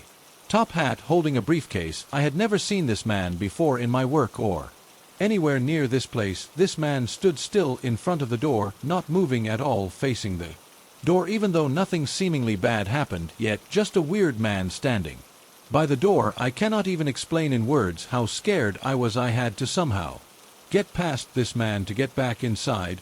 He wasn't aware that I was there. He didn't see me. What if he does something to me when I'm trying to get inside? Is he even trying to get inside? What does he want, and who is he? This was the only door where I could enter the building from the outside, so I had no choice but to try and ignore that man at the door and to attempt to get inside. What on earth is this weirdly dressed man doing in this area at 1 a.m.? There is clearly something he wants from us, and I wasn't even sure if I wanted to know what that was. I started walking towards the man and the door while he was still standing there, unaware that I'm behind him in the parking lot. The closer I got, the more scared I became. I had to stop and think again. I knew it was part of my job to confront unwanted people trying to get in and tell them how to contact our customer services, but keep in mind, this was at 1 a.m. A weird man who appeared out of thin air, and an 18-year-old girl alone. I had this gut feeling that I should not go to that door. I decided to call my coworker that was there that night and ask if she could meet me at the door and let me in, so I didn't need to face this man alone. I hid behind my coworker's car that was in the parking lot to make the call. In the position I was hiding, I Could still see this man through the car windows. I wanted to see if he would leave and where he would go. My coworker answers the call, and when I start whispering on the phone and explaining the situation, I watch in horror as the man turns around and stares right at the car I was hiding behind. I don't think he saw me, but he for sure heard there was a woman talking behind this car. What happened next is straight from a horror film. When this man found out there was someone behind the car, he slowly and quietly approached, not knowing I could see him through the windows. And here's the thing, he did not walk, he did not run, he was on all fours, crawling towards the damn car. I couldn't even scream, I just froze from fear and dropped my phone. When this man was getting closer to the car, I could see both of my coworkers opening the door, waving and screaming at me to run and come in. They didn't need to tell me twice. I ran inside so fast that the man didn't even have time to react. When he got up and started running after me, the door was already closed. The second he heard the door lock itself, he turned around and started speed walking away, eventually disappearing into the darkness. We called the police immediately, and they arrived not long after. They didn't find anything or anyone. That man vanished as fast as he had appeared, and no one has seen him since. After that shift, my coworkers walked me to the bus and waited with me until it arrived, making sure I got home safely. I am forever thankful to these lovely women for opening the door for me before that man got to me, and did God knows what I haven't done any night shifts after that, and definitely never will. 3 years ago, I was living with my then boyfriend in a one-bedroom apartment in a little mountain town. It was a half-basement unit, so the bottom of all of our windows were level with the ground outside. It was also an older apartment, and not all the windows could fully lock. One day, my boyfriend comes home from work while I'm laying on the sofa and immediately runs up to the window near me and looks out of it frantically. He then goes to look out every other window in the house, then walks around the outside looking in the windows. When he comes back from this confusing exploit, I ask him what's going on and why he's doing that. I think I just walked up on a guy looking in the window at you. He took off as soon as I walked up. He tells me this was naturally very unsettling, but after discussing it and considering the time of day and the number of people out and about around the complex at that time, we came to the conclusion that it was just a curious neighbor or someone passing by that happened to glance in. With that, we forgot about it. If only that was the end. For the next couple of months, odd stuff happened here and there. Someone would knock on the door occasionally. Then when I went to answer, no one was there. I'd find things in my apartment that I wasn't familiar with, or things like clothing items would vanish. I didn't really think twice about any of it until one night my boyfriend and I were arguing at about 1 or 2 in the morning, and we were being a bit loud. We were standing in the kitchen face to face. His back was to an open window with the blinds up halfway, and I was facing it. Amidst our arguing, I glanced behind him at the window, thinking I saw the reflection of my face in it. The window was open. It wasn't my face. There was a man with his face pressed almost against the window screen watching us, given the fact that we were arguing and it was late. I thought for a moment it might have been a concerned neighbor walking up to the window to speak to us, so I spoke to him. "Hello, can I help you?" I asked a little aggressively, thinking a neighbor was intruding on our privacy. He responded to this by staring unwavering and cold right at me. His face did not change expression. He did not blink or move. He just looked right at me in a way I have never been looked at before or since. In this instant, I also realized that because of the window being level with the ground, the only way this man's face could be where it was if he was laying on the ground at outside the apartment or crouched and contorted to look into the window. My heart sank. I buried my face in my boyfriend's chest and closed my eyes in fear. My boyfriend up to this point thought I was messing with him when I buried my face in his chest. Only then did he say, "Is there really someone at the window?" I whispered yes to him. He felt my fear and took a moment before he turned around. By the time he did, the man was gone. It was at this point I started to think about all the odd little occurrences that I'd been experiencing. I assumed the worst. I filed a police report with his description, and my brother loaded my apartment up with weapons to protect me, or at least inform this peeping Tom that I was armed. After that night, myself, my boyfriend, and my brother were on high alert. There were a couple of times when my brother came over that he saw a sketchy guy hanging around, and even one time he saw him look at my window. He tried to follow him discreetly, but the guy took off running as soon as my brother stepped in his direction. The last night I had an Experience with this man: I was sitting home alone on my sofa. My boyfriend was at work at a restaurant about 2 blocks away. He had picked me up from workin'. Hour earlier we had sat on the sofa together for a little bit when we got home, then he kissed me and left for work. Locking the door behind him after he left, I continued to sit on the couch on Reddit for a while in silence. After about an hour of me sitting there in silence, I hear a door creak open. It's a small apartment, so to see the bedroom and bathroom doors from the couch, all I had to do was lean a little to the left. I assumed it was one of my cats coming out of my bedroom, so you can imagine my shock when I lean over and see the door that's opening is the door to the water heater closet. I look to my right and see both of my cats sleeping soundly at the other end of the couch. I look back to the door and it's still creaking open. Very slowly it opens, enough for me to see it, a set of fingers wrapped around the door, easing the door ever so gently to open it as quietly as possible. That was going to be a no-go from me, dog. I ran my ass barefooted out the door into the snow and down the street to my boyfriend's work. I called the cops when everyone was back to check out the apartment. He was of course gone. After that my boyfriend and I packed our underscore went to stay with my parents, and 6 months later moved 1,000 mil away from that town. That was the end of it. I initially found this sub around that time as I was trying to find other stories similar to mine, or people to talk to who had experienced something like I did. I had intended to write my story here eventually, and I figured after these events I had to. I live a 000 miles away from where all of this happened, so a part of me thinks there's no way this person could have found me. But last week I heard a knock on the front door of my apartment. I was expecting a package, so I figured it was a delivery driver and didn't answer. I'd go get the package later. Then they knocked again and again.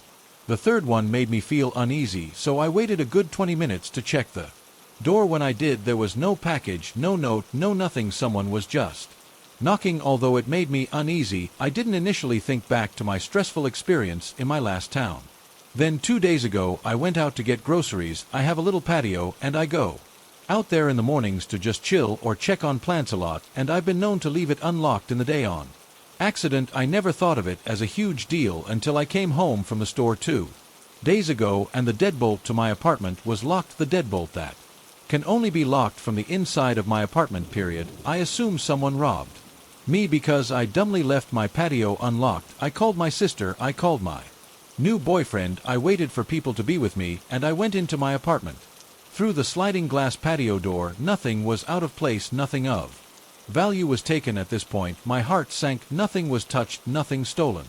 Someone was inside of my apartment just because they wanted to be inside of my apartment. I told my boyfriend about my stalker, and he's not taking the underscore lightly. Like my past boyfriend, I filed a police report. We checked for recording devices and cameras. He put Nest cameras up all over the place, and we are on high alert. I really truly hope this is a coincidence, but if this man really followed me across multiple APAP lines, there's no one on this earth I'm less interested in meeting. This started about 6 months ago. I was getting ready for bed in my room.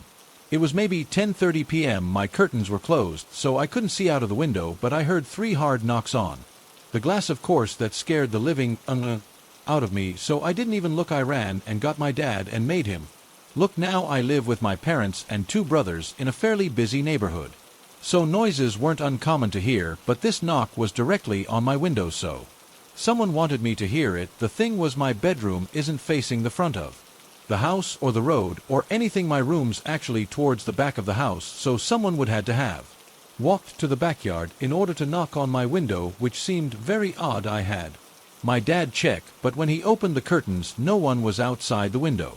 He even went to the backyard to check, and no one was there. That was the first incident. I closed my curtains and brushed it off as me hearing things or some sort of animal. The following night, at almost the exact same time, I heard another 3 knocks on my window. I immediately went to get my dad again, only for him just to see nothing once again, but this time I didn't brush it off, and I slept in my parents' room on the floor. The next few nights there was nothing until about a week later. I was home alone, and it was about 8:30 to 9 o'clock p.m., and I was on FaceTime with my friend when I heard another 3 knocks on my window. This time I was home alone, so I couldn't get my dad, but I ran into their room and called them. They Told me to call the neighbors to check because they were out of town, so I did. The neighbors saw nothing the night. After that, it was about 1 a.m., I think, and I heard the knocking again. It wasn't 3 times, though it was more. It woke me up out of a deep sleep. I was tempted to look out of the window to see who it was, but a large part of me didn't want to know. I went to get my parents again, who didn't even bother to check at this point because they didn't see anything the last few times. I kept hearing the knocking for the next few nights after that, to the point where I just ended up sleeping on the couch. My parents decided to just let me move bedrooms, and so they moved my bedroom into what was the office and switched everything around in the hopes that I wouldn't hear any more things.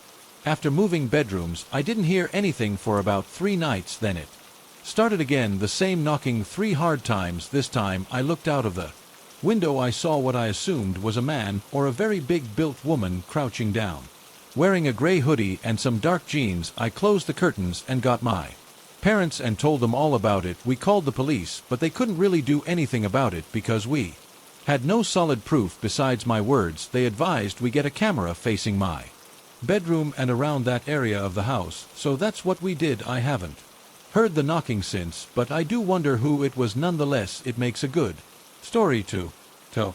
One Saturday morning, I decided to go to my local Goodwill. I'm disabled and suffer from chronic pain. I use a cane on my good days and a wheelchair on bad days. Luckily for me, this was a good day. I parked out front and got out of my car, and immediately noticed a man sitting at the far corner in front of the Goodwill. As I was walking into the Goodwill, he shouted, "Miss, do you have any extra time for me today?" I'd never seen this man in my life and really did not want to engage with him, so I politely said, "No, sir, not today, I'm sorry," and I continued walking. He shouted something else at me, but I couldn't make out what he said, and I was afraid if I had stopped and asked then, he would try to engage me in a conversation. I ignored him and continued walking. Out of the corner of my eye, saw him begin to stand up. I walked faster and entered Goodwill thinking I was in the clear. I began walking along the storefront, just looking at the items. My heart dropped when I glanced through the front window and saw him walking briskly towards the entrance. I immediately thought he might be following me. This has happened to me before at Goodwills. Every time I've wound up in uncomfortable conversations where I have to continuously decline the advances of men I'm really not interested in. It's gotten to the point where I wear a fake ring when I go out, so I can say I'm married, because sometimes they accept that answer better than me simply not being interested in. That moment the disability left my body because I picked up my cane and booked it to the nearby rack of ball gowns and hid behind them through the gap.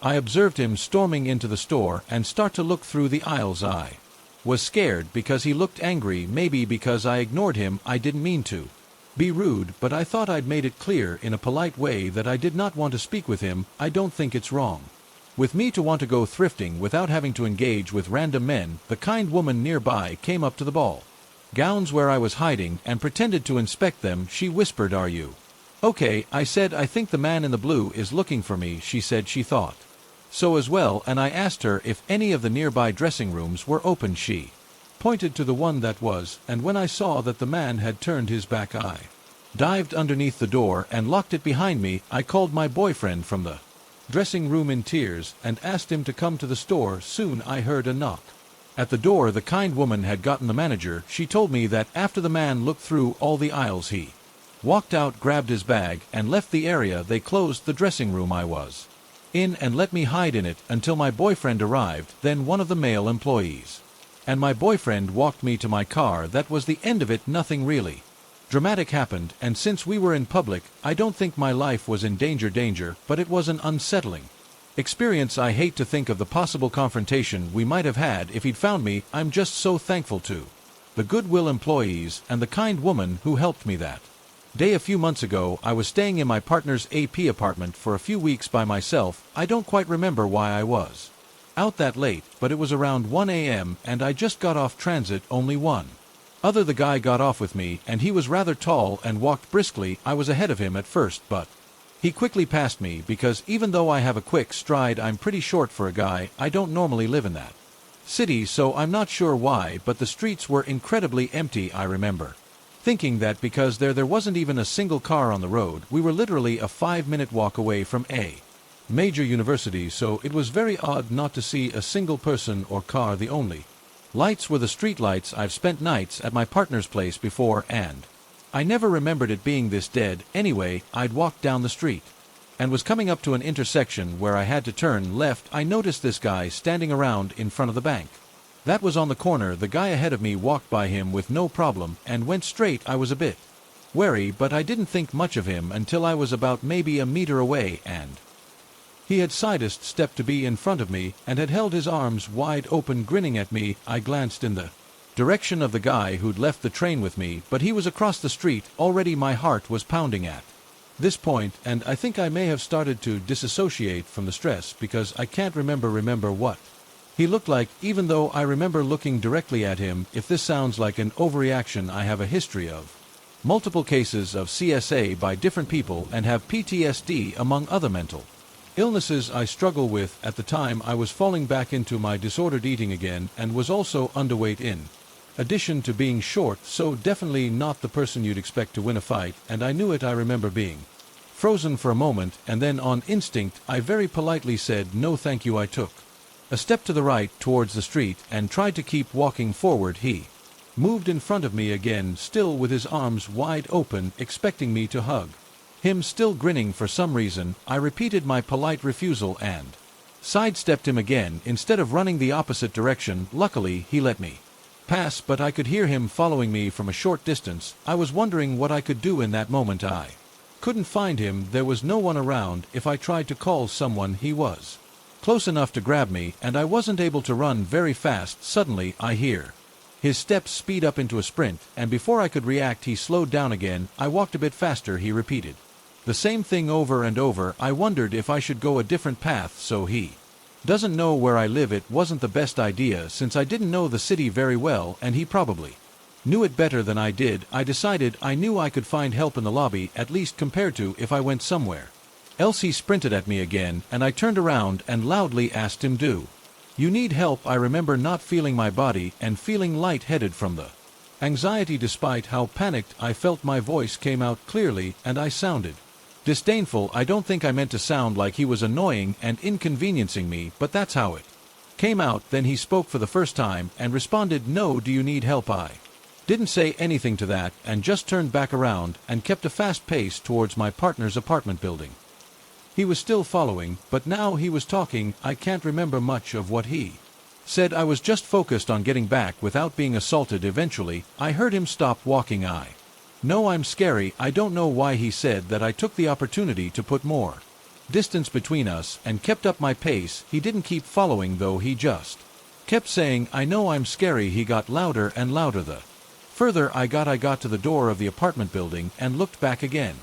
Was no longer in sight. I unlocked the door to the apartment building and then ran up the stairs instead of taking the elevator. When I got into the apartment, I went straight to the window because the unit had a large window facing the street. I wanted to see if I could see him. Nothing. The streets were empty. I texted my partner about my experience, but he was already asleep and wouldn't see it. Luckily, I haven't seen that man again, and I hope I never will. Really not the way I wanted to spend my Saturday morning, but sadly here we are. I'm writing this as I sit down, more scared and anxious than I ever have been. Beyond belief. I'm a female who was at my friend's flat. We were with her sister and also another female friend. Lots of good vibes and laughs, just normal girly time. At some point, I trusted nice guy and a bit of AS, but someone we wouldn't feel uncomfortable around. Right, women know what I mean, especially about the nice best friend to girl guy. Anyway, he was very approachable at first, very polite and sweet, but I was always told never to trust anyone who is nice on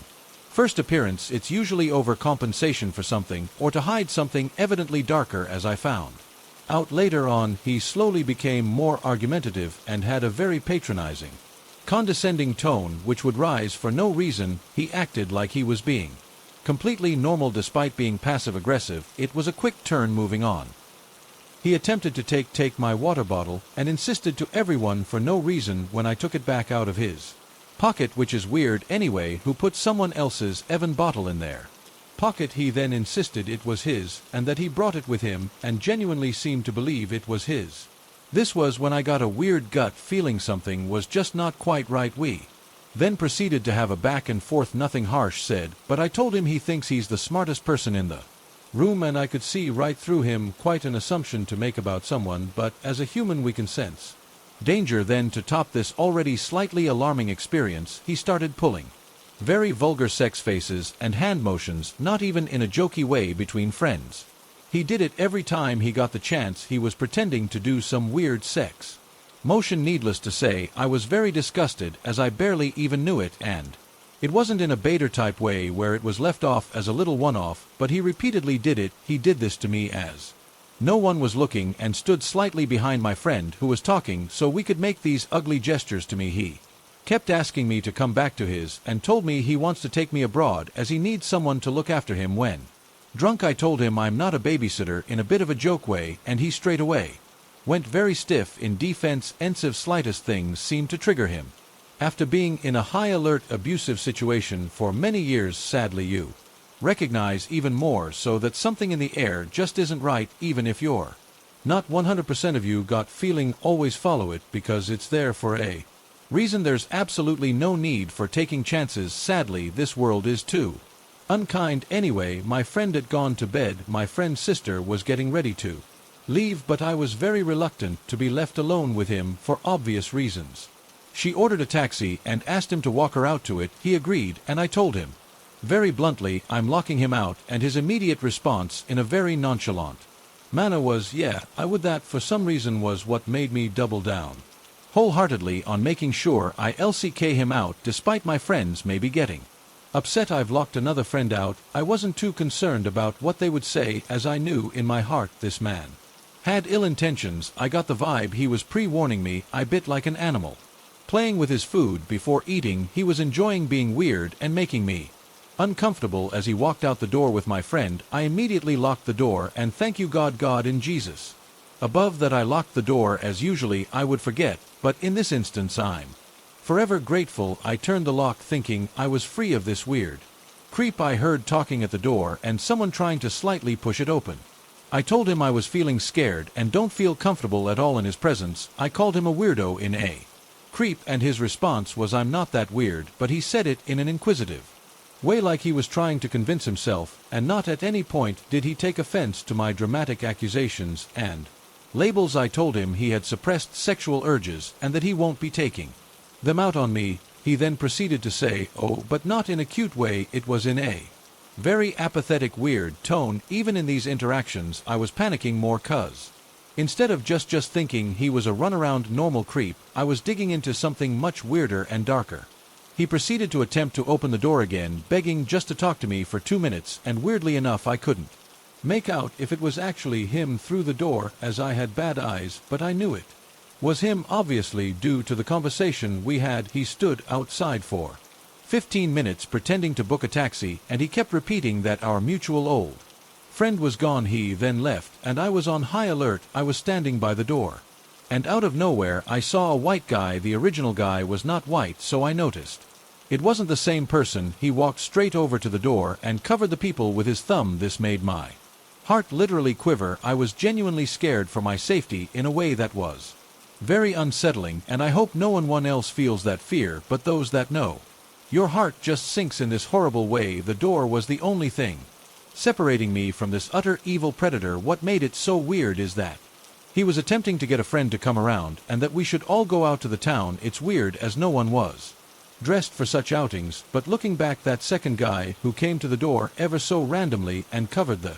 people looked like he left something on the floor, but I'm obviously not going outside to check, as I panicked so bad. I don't remember if I saw him leave the little hallway or communal entrance, but I'm not sure if he did. I woke my friend at told her she could see I was so scared. I told her what happened, and she said she's never had anything like this happen, and how she doesn't know, and older white guy saying that she's a 24-year-old Jamaican woman and just doesn't happen to know any middle-aged white guys. It wouldn't have been so scary, but the way he just came right to the door and immediately covered the people, it was like he knew someone would be looking through there. I believe maybe this was connected, because what are the odds of this happening so close to each other in about a 10-minute difference, and not have some form of connection? Either way, please remember to Lock your doors, it saves lives, as simple as it is. If that door had opened when he attempted due to being unlocked, who knows what I would have endured. I've never had anything this creepy happen, and I live in a big city and I have a slightly unconventional lifestyle, so I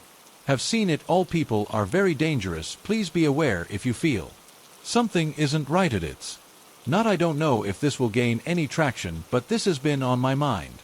Story 2.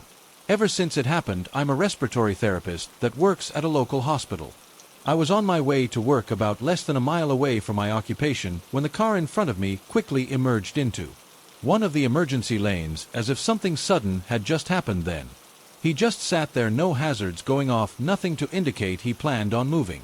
I still had 20 minutes before I had to be at work. Assuming this individual may be in distress or have car problems, I decided to be a good Samaritan. I parked on the shoulder of the road and turned on my hazards. We exchange eye contact, and I gestured a wave. I rolled down my window and asked, "Are you okay?" He seemed to have either not heard me or ignored me, but he did seem to realize I wanted to help him. He gets out of his car at this point. Keep in mind, we are on an extremely busy road. I'm in my work scrubs, which tends to help people relax knowing they're with a healthcare professional. However, this was different.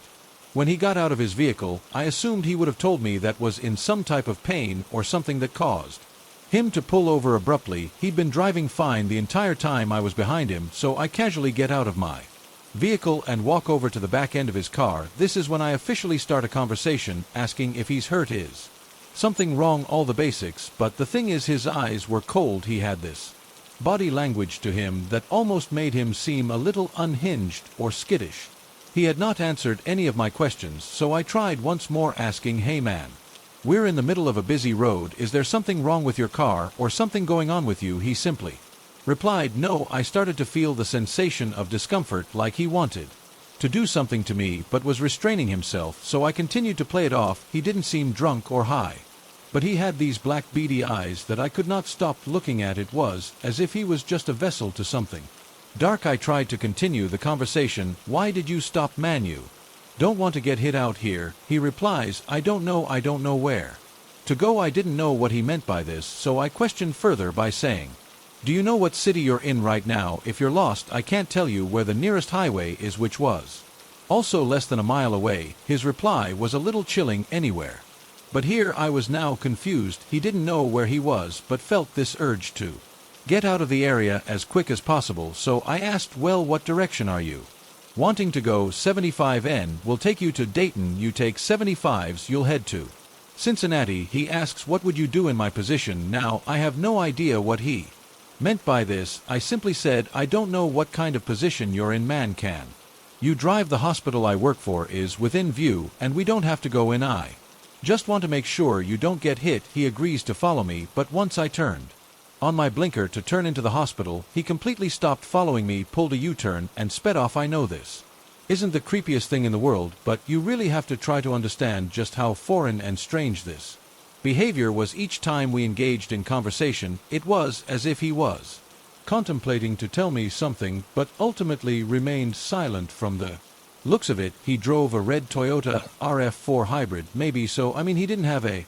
broken down car or look like he was a substance abuser. He just seemed incredibly nervous, and his fast motion, gestures and twitches, and his body language has left me puzzled, and it still gives me shudders when I think about how we moved and talked. The lack of response, declining any help, not explaining a single reason as to why he just decided to park on the side of the road. A simple, "Oh, I'm just lost," would even be enough for me to feel better about the situation.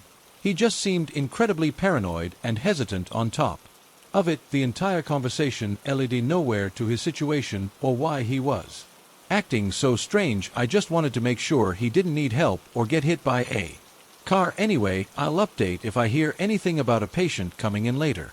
He also has a face that is burned into my memory. I just got this gut feeling to leave, but be as polite as possible. Does anyone have any thoughts on this? Hello, friends. I've been a lurker of this subreddit for a long time, and I figured it was high time I shared some of my spooky tales. First and foremost, my name's Mickey. I'm in my 20s, and this story happened when I was still a munchkin below the age of 12. You'll have to excuse how overly sarcastic this story may seem. It's still scary to talk about, and humor is my defense. mechanism anyway when I was still kn highish my grandmother Tilly and I used to go on yearly road trips either across our own country or the one next to ours. We lived relatively close to the border. Well, on this particular occasion we decided to travel across our neighboring country. We'll call my home country A and the neighboring country B. My grandmother had a friend in the more yeehaw part of country B that she hadn't seen in a minute, and after some planning they figured out the best time for the two of us to make our trip. I was excited when my grandmother first told me about the trip. I had no idea where we were going, but the idea of going on a road trip with Graham was so damn exciting I could hardly contain myself. Fast forward a few months and we finally hop in the car and head off on our merry way. The trip would take approximately a week. My grandmother wanted to see all the neat stuff along the way, and traveling with a child such as myself required a lot of pit stops. I wasn't necessarily a bad traveling companion, I just had a small bladder. Anyway, we were on the last stretch of the trip when my grandmother had to pull into a gas station to fill up. We were practically running on fumes, and I really had to go to the bathroom. We pulled into this middle of nowhere gas station, and after my grandmother had filled up the car, we hurried inside so I could empty my bladder. The moment we walked inside, all the alarm bells in my tiny brain went off. I had no idea why I was feeling the way I was up until I set eyes on the clerk. I'm not usually one to judge a person by how they present themselves, but old boy looked like he was straight out of a serial killer documentary.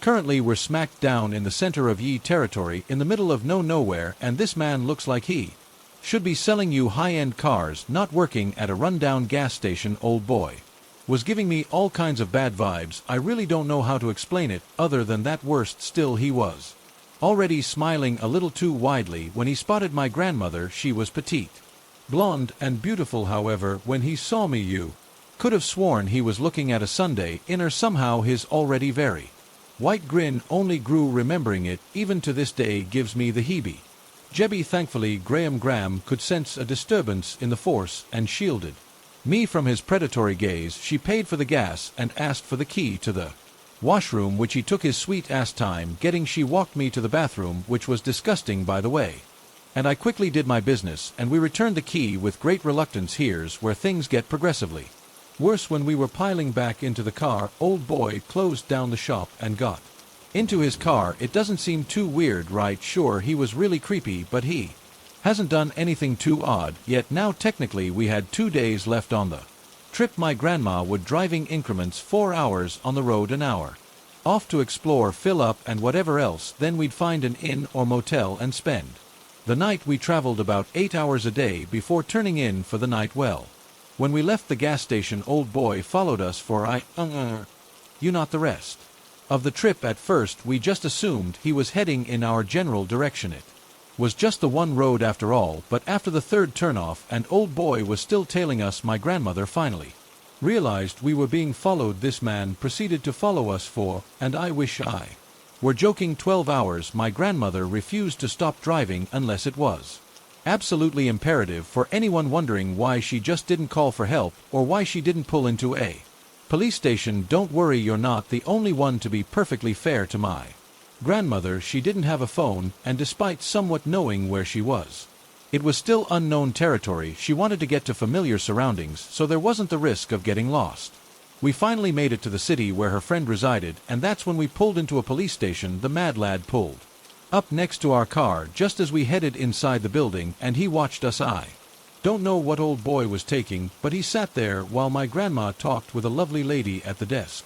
Thankfully the cops handled the creepy man with ease, but I'll never forget at the damn smile that never left his face while he was being escorted away. Needless to say, that was the last time we road tripped to country B, and one of the last times we actually took a road trip in general. I was about 12. My mother and I had gone to a town 45 minutes out to do some shopping with some of her friends. I had a corn snake at the time, so I asked her if I could walk around a pet store one door down from the mini supermarket that she was shopping in, so I could compare the prices of frozen mice with our local seller. She said sure, just to come back as soon as I was done. The pet store had been there as long as I can remember. It had a very warehouse feel about it and was poorly lit by dim fluorescent lights too far above the floor. Before checking out the mice, I Just wanted to check out the rest of the store, being the curious 12-year-old I was as I was roaming the aisles. I noticed you were in every aisle. I strolled down, bold, middle-aged, a bit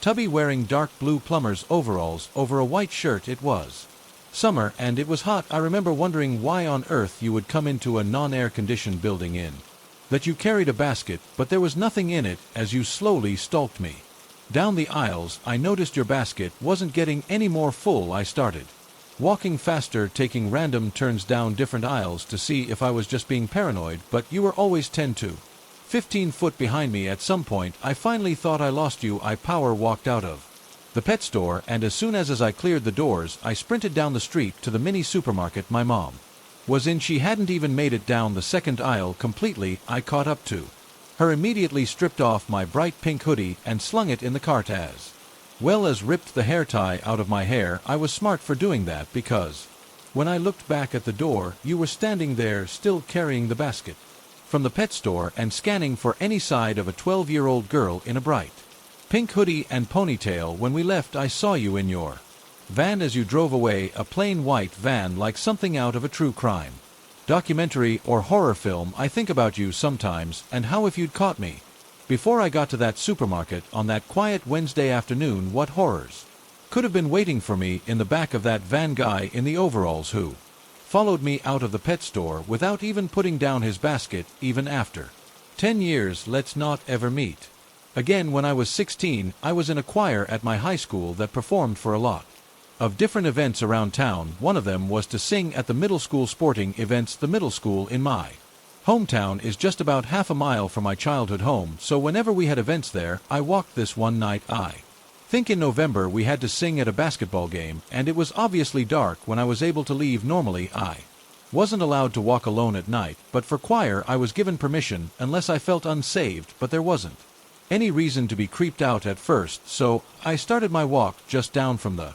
middle school is a stretch of road with almost no street lights. It has always creeped me out when I had to walk through it. I crossed quickly and had a fast pace going, as I'm a naturally paranoid human. About 2 minutes into the dark zone, I heard rapid footsteps behind me. I had first figured it was a jogger, but they made no attempt to pass me and just stayed a comfortable 10t distance. They began whiz in a Junie tune, which at first I thought was fun. At this point, I wasn't really scared, perhaps because of the happy whistling tune, but I noticed the footsteps began to speed up. There were no cars on the road, and given the lack of light, when I turned around, all I could see was a silhouette shrouded in darkness. At that realization, I quickened my pace to barely under a run. The whistling continued, getting more breath less as this person began to run after me. I looked back to see a dark figure coming at me full speed, and in terror I began to run frantically as well. I will never forget those last moments running through my dark subdivision, hearing his whistling and footsteps getting closer and closer. This person followed me up to my door. I ran inside and locked the front, checked all the other doors, and went to my upstairs bedroom. From the window, I could still see a silhouette and could still hear him whistling. I slept with my knife that night. It has taken me many years to tell the story out of both fear and embarrassment. I share this today is more than simply therapy for myself, but as a warning to all people. Be careful who you meet on social media. In 2018, my ex-husband and I were at the end of a very tumultuous marriage. He and I had been polyamorous for about 3 years before I met this guy. His name was Jez. I met Jez on OkCupid. I was 28 and he was 42. We hit it off very quickly. After a few weeks of talking, I agreed to meet up with him at a restaurant close to my house. We sat and talked for a few hours before I invited him over to meet my husband. Things went very well and they seemed to get along, so Jez and I started dating. This guy completely sweeps me off my feet. Jez was sweet and caring. He enthusiastically listened to every little thing on my mind, engaged and validated me over and over again.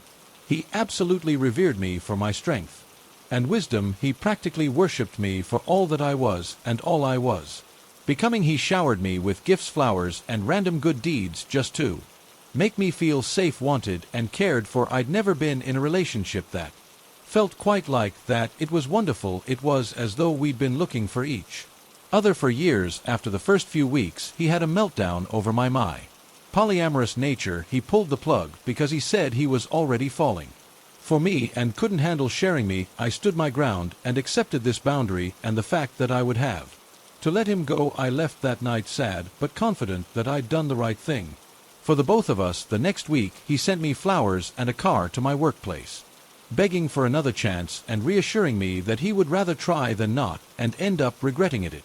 Even though it was scary, he wanted to take this journey with me. We continued dating, and it was just as wonderful. Long nights we spent awake, talking, sharing, laughing, lovemaking, and planning. We went places and did things that I'd always wanted to do. Then, in the deepest, most intimate moments, we would just sit there in silence. He would grip my hand to his face in solidarity and astonishment, asking, "Where have I been all this time?" Our time together was effortless. We fit together like puzzle pieces. By August of 2018, my marriage had ended by no fault of Jay-Z's, and by October my husband had moved out. I was on a lease at the time and knew I couldn't afford the place on my own, so finding a roommate was essential. I had no support system to fall back on, nor did anyone else I know need a place at the time, so Jez offered to move in. Even though I was hesitant, we'd only been together about 4 months, and I knew everything always changes when you move in with a partner. Despite my hesitation, I agreed.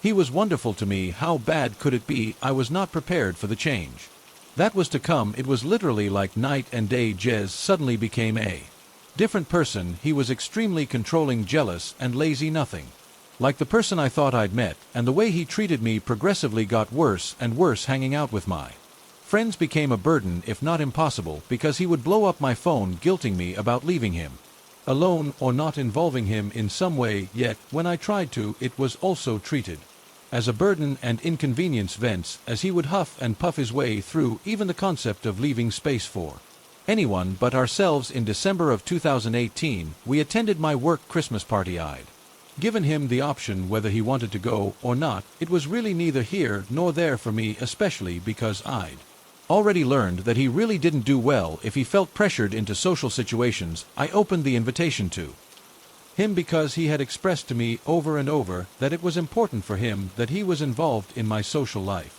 For the full month he knew about it, he insisted that he wasn't going. I took it as him being introverted and didn't push the issue. I let him know that I would make sure he felt welcome if he decided to go, but not to feel obligated. I was surprised when he changed his mind at the last minute and insisted on going, and even more stunned when we went and he actively acted as though he did not want to be there. Everyone there was incredibly welcoming and included him in the festivities and conversation. However, he still practically grumbled the entire night about the whole thing, mumbling insults and critiquing every little part of the party under his breath, as though being there was absolutely awful to have to endure. No one really seemed to notice the low whispering insults and gripes. At one point, after a couple of glasses of wine, my direct manager leaned into Jet and started praising him. She and I were very close, therefore she was intimately familiar with what I'd gone through with my ex-husband. I'm so happy she has you. She bleated through wine. Happy you have been, absolutely transformative for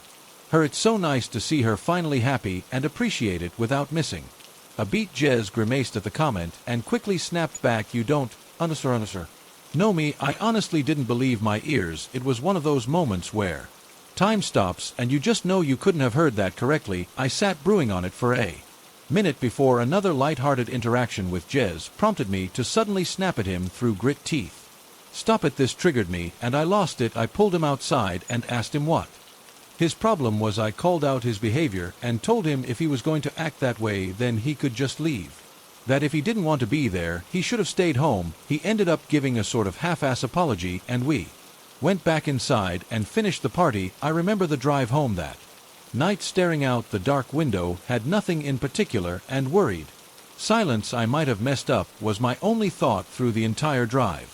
This all started out slow, of course, like waving me away or invalidating my experiences and ideas due to my age, that I was just dramatizing my experiences because I was young, that kind of thing. The man who not 6 months prior had validated me, my trauma and experiences to the ends of the earth. Now every time I started a story or tried to share anything, even trying to plan out meals for the week, he would openly show annoyance as though I was violating his time and attention. Before I knew it, he was snapping at me over every little thing. If I asked how his day was or talked about my day, he Would aggressively shut it down. Why do you always ask me that I don't want to?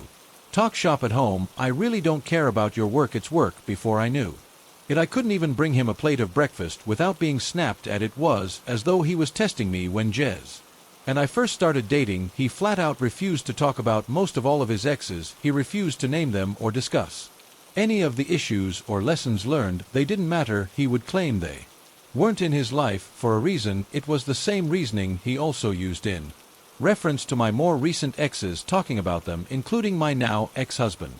May have well become off limits. Any time I brought up either of our exes, he would become incredibly agitated, belittling, and just overall very aggressive. I took this as both an age gap issue, as I have a tendency to dwell, as well as an insecurity and threat to the life he was trying to build. However, after he moved in this hot-button topic had been established several times, he would bring up his exes and how they looked, telling me on more than one occasion he would have never dated me back in the day, and then I was lucky he lowered his standards. I didn't even really know what to say to this. I would laugh it off and shove it in my back pocket. Noted. He then started bringing up my looks and accusing me of catfishing him. I'd stopped taking care of myself due to the isolation and had also put on some weight, so most of my clothes that I'd once felt great in no longer fit. And since Jez had also been dishonest with me about his financial position, he was always needing extra money here and there, leaving me broke almost all of the time. The horrible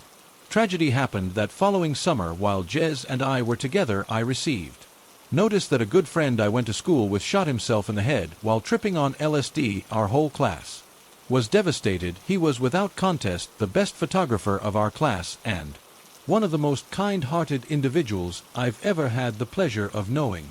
Also, as someone who is very familiar with LSD, I was rocked. Jez, however, was far from supportive. He pretty much immediately shrugged it off. That's life. I guess that's what he gets for around with LSD. I was baffled at such an unsympathetic response, and even more later when Jess started to interrogate me about my relationship with this guy, asking when the last time it was that I'd ever talked to this friend. You don't even know this guy anymore. Who cares? I broke up with him for the first time after he called me at work raging. I was busy, so I wasn't able to answer right away, but once I was finally able to answer, I was met with intense anger. It was storming, and one of my dogs was having an anxiety attack due to storm and separation anxiety. This wasn't the first time, and he was well aware of what she needed in those moments. Why the aren't you answering my calls? You answer when I call you. I don't care where you are. He went on for a few minutes, calling me a shitty girlfriend and laying into me over my sudden distance and lack of communication while I was at work. At this point I was done, and I lost it. I tore into him over everything, especially causing problems for me at work. That being in my life is a privilege, and if he's going to wake up every day acting like he hates me, then I don't know what on earth he's even doing with me. I told him that I expected him to get his things and leave. I didn't want him there when I got home, and we could coordinate times for him to come and get the rest of his stuff. He flat refused, suddenly victimizing himself, claiming he had nowhere to go. How dare you make me fall in love with you? How dare you take me to meet your father and then dump me? My manager and her husband ended up following me home that evening because she was concerned for my safety and had offered to let me stay with her for a few days. I will never forget the scene I walked into like Theon Greyjoy begging for his life. My boss stood next to me, watching as this 42-year-old man crawled on his knees before me begging for mercy and communication, at one point wrapping his arms around my legs, crying into them, I can't believe this is happening. She's the love of my life. You know that, he cried to my boss. I couldn't believe what I was witnessing. This was the antithesis of a heartless person I'd been spending my days with. I shook him off and went to the back of the house, gathering enough of my things to get me through the next few days, as well as any and all valuables I could think of. It took a few days, but after about a week Jess started blowing up my phone. Apology after apology. Suddenly, he was the man I met again, full of humility and self-awareness. He acknowledged the awful way he had treated me and sent me walls and walls of well-thought-out messages, psychoanalyzing his own behavior, where it comes from, and the ways he knows it needs to change. I took him back like a dumb, desperate girl. I took him back. It wasn't long into the second round that he started to guilt me over the breakup. My panic had damaged his relationship with the people in my life, and he made sure that I knew it was my responsibility to fix it. It wasn't long after this that my car ended up breaking down at a gas station close to home. There was a very nice couple in the vehicle next to me that came to my rescue and checked things out under my hood. The gentleman turned out to be a mechanic for a living, so he had a good theory about what could potentially be going on. By this time, I'd already attempted to contact Jess to let him know what was going on and where I was. It wasn't long till he got off work, so he told me to sit tight and he would be there shortly. Meanwhile, this sweet couple stayed put and kept me company while I waited. Jess barreled in about 15 minutes later, completely ignoring the couple that had helped me. Touching bah. The gentleman handed me a slip of paper with a name and phone number on it, reviewing what he thought was going on with my car before Jess butte in cutting him off. I said, "She's fine," he snapped. I could see the woman out of the corner of my eye slink away at this comment and get into the passenger seat of their car. I could feel the sudden tension, like maybe she's been here before. The gentleman didn't move and shifted his attention to me as Jess walked into the store. I could see he was clearly concerned. "Are you okay?" he asked in a low, almost whisper. "You don't have to answer that, but if you need anything." He looked down at the number in my hand and nodded to it. Seriously, with that, he got into the driver's seat of his car and drove away. I thought about that couple countless times since that night. Everything went right back to the way it was before, as though the initial breakup never even happened. The same eggshells, the same belittling. If anything, it was worse because I permanently damaged our relationship. If I had just not been so dramatic, if I didn't run away from everything, then maybe he wouldn't have to work so hard for respect in my life. One night we got into an argument. I don't even remember what it was about, but I had to be up early for work the next morning, so I paused the argument in order to get some sleep. When I went to lay down, I heard the TV turn on. I have a soundbar, so the volume can get pretty loud. Jay-Z proceeded to turn the volume up and up and up, far past any volume I ever pushed those same speakers to. Even for parties, the walls were reverberating with the sound of the TV at astronomical volumes. Jez then started laughing hysterically. It was a laughter manic with anger, as though something might be funny on TV, but he might also jump through a window right now. I remember laying in bed, absolutely horrified at what was happening. I knew things had gotten bad, but now I was scared. I got out of bed and asked him to turn it down, to which he responded, scoffing, "I'll watch TV if I want to," and turned it up even louder. I felt like I was in a horror movie. I started crying at this point, begging him to please just let me sleep. He started mocking me and calling me names for crying. "Oh, poor baby is crying again. That's your card, isn't it?" Crying. This caused the fight to start again, and he started screaming at me, followed me to my bedroom, where he suddenly punched a door not too in from my head. His eyes were black, and he looked me in the eye, sending the clear, unsympathetic, and hostile message that that was a warning. And next time he wouldn't miss. My whole system had shut down at this point, and I sunk to the floor in a panic attack. My ex-husband had issues with violence. Jez knew that all of our rentals prior to that one had holes in walls and doors peppered throughout our unit due to my ex-husband's inability to handle his emotions, but he never hit me or even came close to it. I crumpled to the ground, feeling powerless, trapped, and afraid as my thoughts continued to rise. He continued to berate and mock my panicked state. Most of our argument from that night was a blur, but ended abruptly once he threatened to put my social security number on the dark web.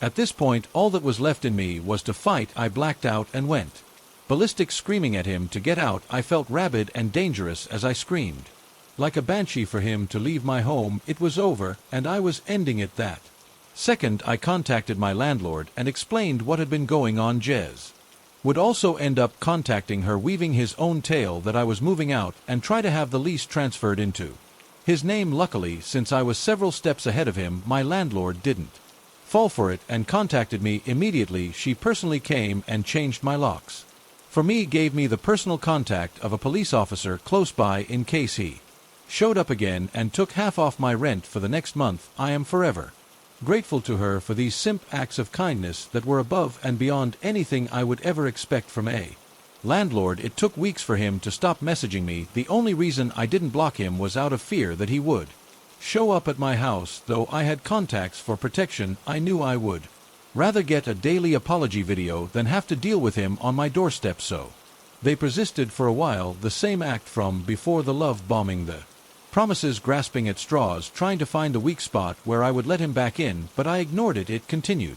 For weeks before he finally gave up, he bowed out, gracefully stating boldly that he will always love me. I left him on red. The illusion was destroyed. It took me several years to pick up the pieces. If my divorce wasn't enough, this definitely made me lose trust in myself. I still don't understand what the end game was. In one of our last discussions, I asked him desperately what happened to the guy I fell in love with. CHZ looked me dead in the eyes, smirked, and said, "That guy doesn't exist. I told you what I had to tell you in order to get you away from that of a husband of yours. You just stupid." And fell for it. JZ, let's not meet ever again. So to start, I grew up in southwest Saskatchewan and moved on to my aunt's farm in 2019 to live in the other house that's on their property. The house is fairly old, but I loved it. It wasn't long after I moved in, though, that I started to feel uneasy in the house alone. I would close every window when it got dark, as it felt like something was watching me through them every night. Eventually, I decided to get a puppy to keep myself company when my boyfriend at the time was at work or away from the house. It helped to have the company, but I always dreaded having to take her outside when it was dark for a bit of scene setting. Our house sat on the left side of the gravel road. At the back of the house, there was about 10 m of backyard, and then there was the cow pasture and the cow barn. We didn't own cows, but in the summer another farmer would rent out our pasture space, and so we would have them on our property. It wasn't uncommon at night to hear coyotes surround the farm either, and there were tons. Every so often when I'd go out with my puppy, we'd hear them all around us. Too close for comfort. We had a farm dog too, who would keep the coyotes away for the most part, as she was huge, but every so often she'd wander elsewhere on the property to scout, and the coyotes would get a little too close for comfort. They always tried to lure my puppy out to them, but luckily I kept her leashed. Now, one thing you should know about my pup is that it takes her forever to find a spot to go to the bathroom. This is still a huge problem today, 4 years later, but back then it was the bane of my existence. You would pace for at least 5 minutes, and that was only after finding a suitable spot. Sometimes we would be out there for damn near a half hour just so she would go. On this particular night, it was raining pretty heavily. I was not happy to be out there, and she decided that she wasn't going to go until she found her perfect spot. We had already been out there for 15 minutes, and at this point she was also getting frustrated with the rain and wanted to go inside, but I wanted her to go before we went in, since we'd already been out there for so long. So, as any annoyed puppy mother would do, I started getting a little frustrated and would repeat "go potty" every time she'd get distracted from her objective. It was dark, I was cold and annoyed, and to make matters worse, the cows behind us were fussing fairly loudly. This was out of the ordinary for them. They were usually quiet and sleeping at this time of night. I was also hearing what sounded like a strange bird whistling, but I shook it off as probably being an owl. I tried to keep it off of my mind as I kept shouting and pleading "go through the rain" to my small, fuzzy white under. I was facing away from the pasture, and suddenly, in my left ear, I heard it go. Now, one thing you should know about me is I have a very strong flight response typically, but this froze me on the spot as I was mostly confused at what the I just heard. I tried telling myself I didn't hear it. I tried telling myself that it was just a move from a cow that I'd heard wrong, but again, as if spoken directly behind me, I heard it another time. Go. It sounded unnatural, as if it came from someone who'd never spoken a word before. Our raspy, deep monotone go. It almost sounded like it was coming out of an old radio, but of course there were no radios out there. Every time it said it, it sounded the exact same as the first time it was said, and whatever it was, it started repeating it as if it had been taught its new favorite word. At this point, I spun around to the pasture to find nothing there. Then again from behind me go. This had all happened in a span of about 3 seconds, and at this point I remember shouting out loud, "All right, don't have to tell me twice," as I picked up my little furball and made a mad dash for my front door. I swiftly locked both doors behind me and sat bewildered in my kitchen. My puppy went back to peeing immediately, obviously unbothered by it all, and happy mom wasn't making her stay out in the rain any longer. I picked up my phone and called my aunt, asking if my uncle had been out in the field with the cows. She said no, and I Explained to her what had just happened to me. She sent my uncle over to the pasture to check it out, but soon after he told me he hadn't seen or heard anything. He said he checked the pasture again in the morning. I spent my night hiding from the windows with the light and TV on loud enough to not hear anything.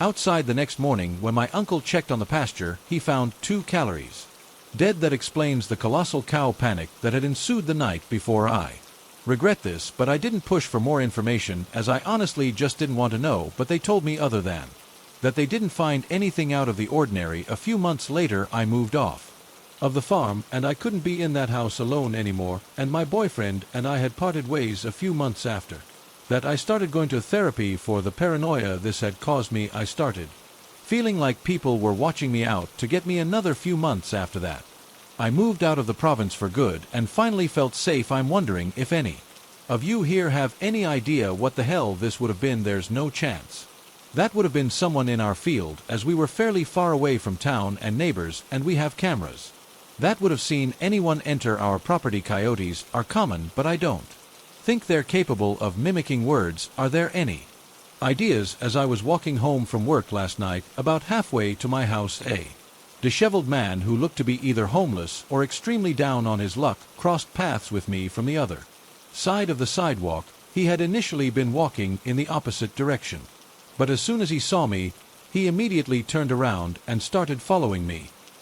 He began rambling incoherently and aggressively, and his words were so slurred that I hardly understood a thing he said. All I could make out was something about a care package and look at you. It was obvious this man was under the influence of multiple substances. I quickened my pace and tried to avoid eye contact with the man, and he was getting agitated that I wasn't paying attention to him when my walking speed got too quick for his inebriated stumbling to keep up with. He stopped talking and instead began just trying to follow me. I kept looking over my shoulder at him, and every time I saw him, he would either stop or try to duck behind a bush.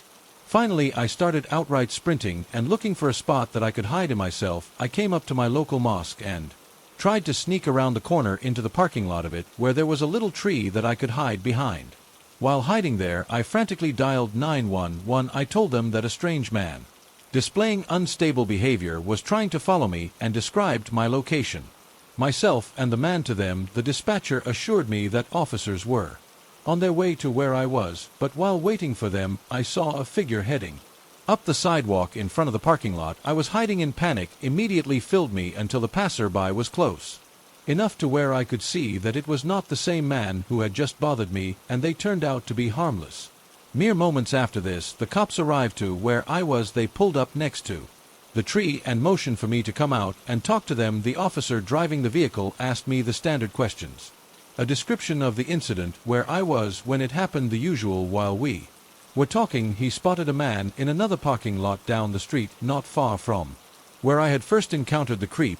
He asked me if this was the man I'd encountered, and it was hard to tell between the darkness and in the distance, but I was pretty sure it was another police vehicle had pulled into that parking lot, and it appeared that an officer got out to talk to the man. The officer I had been talking to asked me how far I was from my house, and I told him I was pretty close to my street at this point. He assured me that I should be safe to walk the rest of the way home, and that they had other cops patrolling the area. I thanked him and finished walking home without further incident. Thank God. Shortly after I got home, I saw that I had a text from my boyfriend that read, "Are you okay?" The text had been sent at around the time the incident was occurring, as if he could sense I was in a fearful situation. I replied back, telling him what had happened. He told me that he'd gotten yelled at by a homeless man earlier too. I described the creep I'd encountered to him and asked if he thought it was the same guy.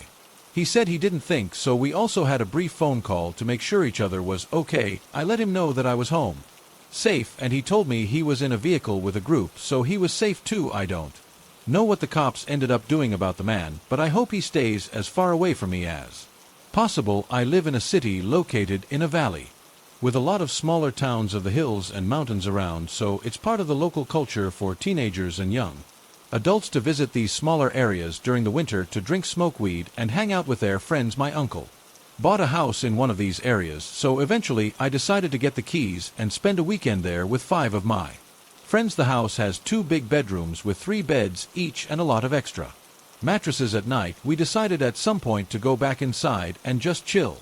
Watching TV, but since the living room had no sofas yet, we brought some mattresses from the bedrooms and just used them. One of my friends, Victor, decided to go out to smoke, and after some minutes we hear some knocking at the window just behind us. Everyone got scared for a second, but just looked at the window and said things like, "Oh, it's just Victor." But since we were sitting on mattresses close to the ground, it wasn't easy to see clearly who was at the window, and since the person just stood there looking straight at one of the girls, I got up to check. I saw a man who somehow looked a lot like my friend, but a bit more fat and older than him. As I came to the conclusion that it was a stranger, I froze while looking at him, and him looking back at me. When I said, "It's not Victor," everyone else also froze and looked at me, waiting for a reaction, but all I could think was to ask what he wanted. He just stood there for a second and asked, "There's a bar nearby and we need a drummer to play with our band. Are any of your friends a drummer by any chance?" Which weirdly enough I am, but I just told him no, and after some extra long seconds looking at us, he left. My friend came back and we made fun of the situation, making jokes on how it was him messing with us and whatnot. Later, most of the group decided to sleep in one bedroom and leave the second for me and one of the girls. Since they saw us kissing earlier, we all go to bed, but some hours later I wake up to the girl shaking me in horror and whispering that she heard something coming from the kitchen. So I get up, tell her to lock the bedroom when I leave, and go check the sound, like the dinosaur who always dies first in films. As I pass by the second bedroom, I think about calling someone else to join me, but as soon as I see them all sleeping, I hear something at the kitchen's window. I quickly move there in silence, check around, and as soon as I find and grab a knife, the door opens right in front of me. It was the same guy. I knew it was no joke since I just saw my friend sleeping. It probably took like 5 to 10 seconds of us staring at each other, but it felt like an eternity. While still holding the door handle, he made a slow movement with the other hand towards something under his shirt, which was probably a firearm or a knife, but I also lifted my hand showing him the knife, so he stopped. The kitchen was quite small, so we were standing pretty close to each other, and at this point we both knew it would end bad for both of us if he tried something. So I shook my head and said as calm as I could, "Don't." He continued to stare at me for a little bit longer and then finally closed the door and went away. I went back, told the girl it was nothing and that we should go back to bed. I didn't sleep that night. We left early in the morning, and I made sure to ask my uncle and cousins if they ever received weird visits there. They said that the only person who ever goes there at night is the old neighbor when his wife doesn't let him arrive drunk at home, so he grabs my uncle's rocking chair to sleep until he gets sober. Now, every year my friends talk about spending another weekend there, but I always make an excuse, so we never go through that again, and they don't know what happened that night. This happened 2 years ago, June 23, 2016, while I was cleaning out my house. I was renting a house for a year, and the year was almost up. I wasn't going to be living there the next year, so it was time for me to start clearing out and moving my stuff to the next place. The house that I had at the time was fairly small, but it was plenty of space for just me. I lived there by myself, and I had just finished cleaning out the living room other than some basic furniture, and I'd moved on to clean the kitchen. There were quite a few cabinets, so many that I didn't use a good number of them. I was looking through some of the ones that I didn't use to make sure that there was nothing I had in them. One of them I opened up and I saw something in the back corner. It looked like some type of shirt or rag. I grabbed it and saw that I didn't think it was mine, but when I moved it, it revealed a small white lever that I could barely see. The cabinet was in the corner, sort of by the sink and halfway blocked by the stove. I thought it was just another pipe, but it just looked a bit different to me. In order to get in, I had to crawl inside the cabinet, which was pretty large. Once I got inside, I saw there was a small trapdoor to the side leading into the wall. I couldn't believe what I was seeing. You had to be completely inside in order to see the detail of it, and I decided to open the door, which led to an extremely narrow hallway with a sort of crawl space. But when I got farther inside, I was horrified. I saw that there was food as well as several blankets, as if someone had been living inside of there. The good news, at least to me, is that whoever was in there was gone. I tried to make sense of it and figure out how long the person had been there and how I didn't know about it. I was gone from the house a lot with work and other stuff, but I didn't know how it was possible for someone to live in there. Without me knowing, I continued cleaning until it got pretty late, and the next day after work, I was still kind of in shock with finding a secret room in my house, and decided to look at it. Once again, I opened the cabinet and went inside then. I pulled the lever open just like I had the previous day, but this time as soon as I opened it, I saw a movement and then saw a person for a split second. They slammed the door back shut on me, and I immediately turned and ran all the way out of my house to my car and then called the police. I was so scared that I started driving away as well. I opened up my phone, told the police the whole situation, and they came to my house a short time later to find that whoever had been there was now gone. I was absolutely disgusted knowing that this random person had access to my house for who knows how long. It felt like a vivid nightmare I needed to wake up from. I still remember this date 7 years later. It stayed with me like a score I don't know if I will ever heal from. Luckily for me, I moved out the next week. I really don't know how long the person was living in my secret room, but thankfully it never gave me a problem. Denoise.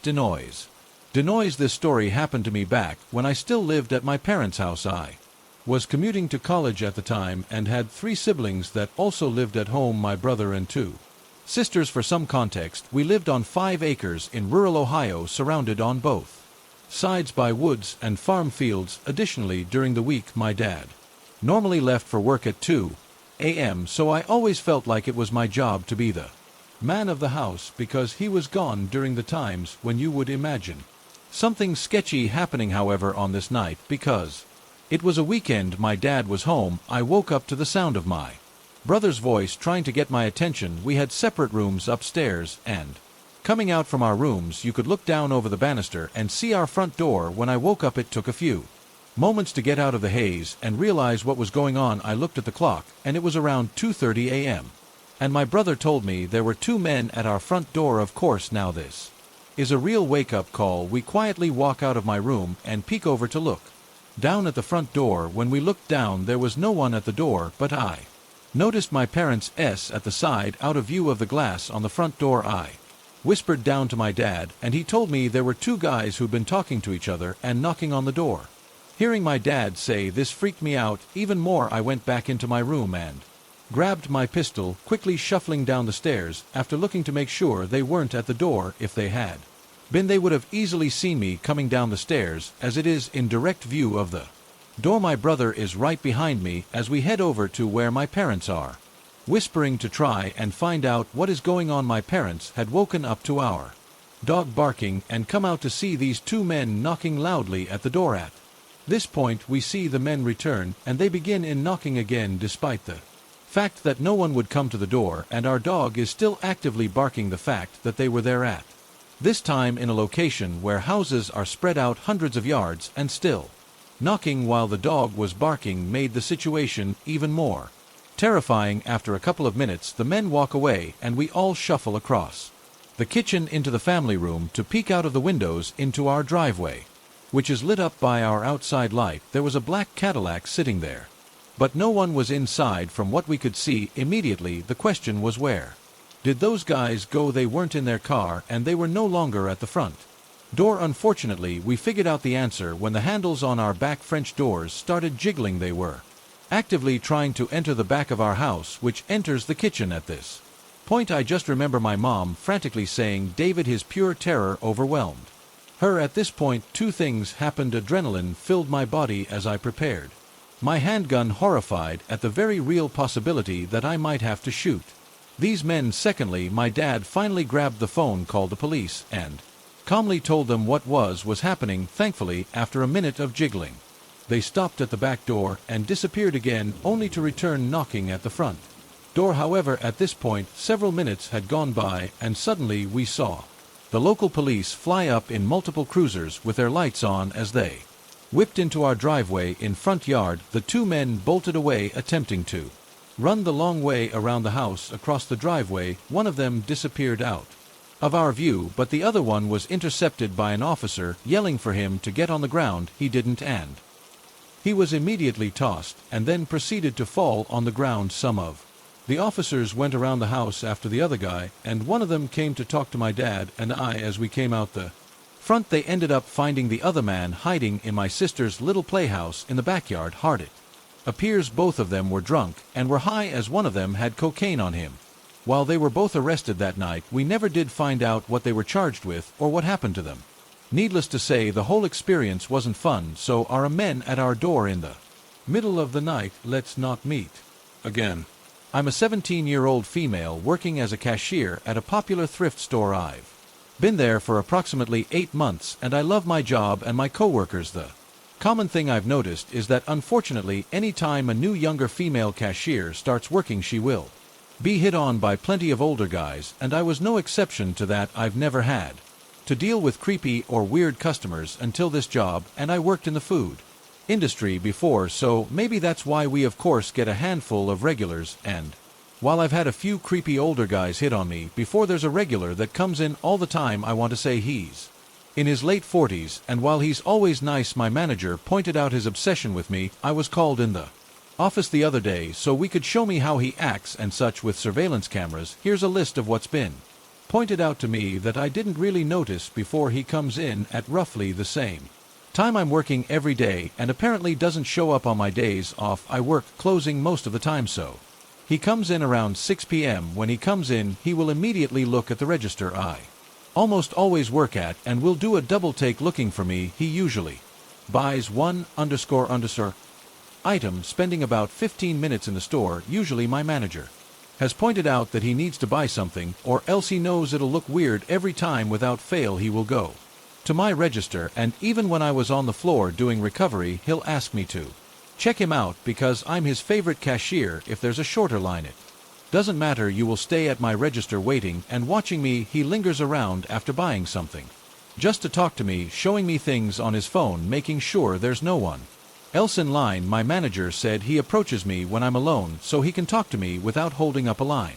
He's commented on my hickeys that I failed to cover up before on my neck, making weird remarks here and there. He says he usually checks because there's always about one or two. He said I would look good as a blonde, which isn't inherently weird, but paired with everything else, I guess it is. When I wasn't wearing any makeup, he would say something like, "You seem out of sorts." Recently I started wearing makeup again and he's commented saying he likes that I'm back to my old self. I've noticed weird flirty remarks with him, but I always brush it off because customers are always kind of weird and I deal with that often anyway.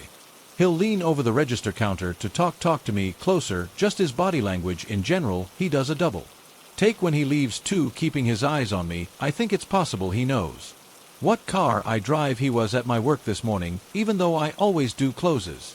I've asked my boyfriend who works with me if it's true that he never shows up when I'm off. He said yes, it's true. I don't think he knows my schedule, but he might know my car and see it in the parking lot. He always parks out of the store outdoor camera view, so I still don't know what car he drives. The general manager was made aware by the manager, but the creep didn't interact with me much today because I was never alone at the register or on the floor. I was training a new cashier today. He was there a lot longer than usual, I'm assuming because he was waiting for a time when I was alone and there were no customers. I think he gave up when he realized I would be training for the majority of my shift, and seeing how busy it was since I worked opening yesterday, he came in before my shift at work, probably assuming I would be opening again. I'm working closing tonight.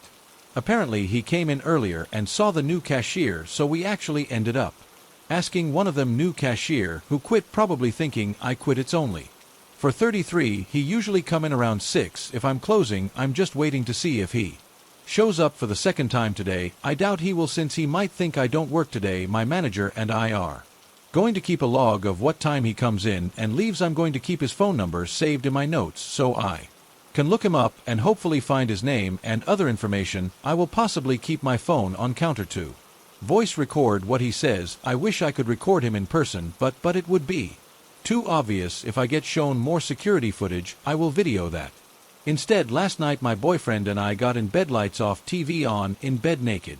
As usual, a couple of minutes go by of us talking and our cat jumps on the nightstand and is staring outside. He does this all the time, so I assume it's a stray cat out there. He runs across the bed to my nightstand, so I peek outside. My cat's tail is all fluffy, so I think it's just the cat that he doesn't like. I look out the window and see a phone screen. I have no clue what was on I didn't think to actually look that hard. It was a red thing in the middle. But that's all I know. I look at my boyfriend, assuming I'm just seeing the reflection of his phone. When I see my boyfriend is not holding his phone, I back myself into the corner of the wall so whatever's in the window can't see me. I just repeatedly say there's someone outside until my boyfriend finally gets up. I grab a sweater and pants from the floor and we're just walking around the house as he calls 911. We come back to the room and the guy is still out there, but my cat will not let me get near the window without growling. So I don't get to see his face. The cops get there a few minutes later and search the block. They come from the front yard, in the backyard, climb some fences, and they don't find anyone. They just say they'll be on the lookout and to stay aware. Pretty much my boyfriend and I are both reasonably shaken up. I point out the cat was acting similarly last night. Not exactly, but she was fluffed up and on edge. He pointed out that with how often I sleep naked or close to it's possible the guy has done that multiple times to see. He also points out that with the lights on you could definitely see into the bedroom from that window, so he would have been able to see us having sex if he caught us on the right night. There's no proof he's been there more than once, and with our neighborhood he was probably just some guy on drugs wandering around. He left the gate open, stood there, even though we clearly spotted him, and just didn't seem too smooth in his operation. I don't know, I just hope it was a one-time thing. I feel so helpless. I didn't go outside and do anything because I didn't know if he had a weapon, but I wish I could have. My boyfriend wants to buy a gun this weekend, and I hope that can at least give me some sense of security. I was relocating across Texas, and as I normally do, was driving through the night to skip traffic, and because it's more serene that way, I was driving straight through central Texas going northwest, so seeing the hill country change to desert by the light of the full moon was really cool. Anyways, I was driving with my now ex-wife. It was around 2 a.m. and we were running low on gas. Luckily, we were pulling into a tiny no-name town, and we could see an old gas station come around the bend. Now, this town only has one road, and this station was right at the edge of town at the very end of the road. When I describe the gas station as old, I mean very old, the type that has no prepaying option. You simply flip up the handle on the machine and you hear the pump inside start struggling to get the gas from the reservoir. It had the old-style tick readers too, not a thing electrical on it. I, being a young man, had never seen one before, so I walked into the store to buy the gas. Before I pumped, there was only one light on in the store at the far back, and I almost thought it was closed since it was barely brighter inside than it was outside in the moonlight. Upon entering, I saw the place was deserted. No customers, no workers, nothing. However, there was an odd tune playing on someone's radio that I couldn't place. An old-sounding upbeat piano piece was playing somewhere around the corner inside, and I heard shuffling. Once I walked closer to the source. This place made me feel scared, not just this is creepy scared, but all hairs are on end. Something is seriously wrong here, but I can't figure it out. Scared, as I turned the corner, I saw a young man standing next to a large radio and dancing. His dancing, though, was extremely off-putting and seriously didn't match the tune at all, though the radio was cranking out what sounded like ragtime. This guy was running his hands up and down his body and pretty much feeling himself with his eyes closed in what looked like bliss. He was going far slower than the music and definitely wasn't on tempo. For some reason I couldn't speak, I couldn't even move. I was in a trance as every part of me screamed, dreamed to turn and leave eventually, though I said, "Excuse me, I just need to get some gas." The guy kept dancing. I said it a bit louder, and he finally slowed down a bit and opened his eyes and focused them on me, but it was like he was looking at a finely cooked steak. He was looking almost through me and silently walked to the register. Without saying anything, I said, "Just $20, please." He again didn't say anything and just stood behind the ancient register, so I just figured maybe he didn't speak the language or was embarrassed. I caught him dancing, so I laid the money on the counter and went outside hoping he'd turn on the pump. I filled up, told my wife about the weird-ass scene in there, and when I was done, turned off the pump to kill the horrible grinding noise from the interior pump fighting against gravity to get the gas up. The weird thing is, when we were leaving, I looked back in the window and the guy was still standing there behind the counter. Not all that unusual in itself, but I could see my money was still on the counter in front of him. It was like a robot who just turned off.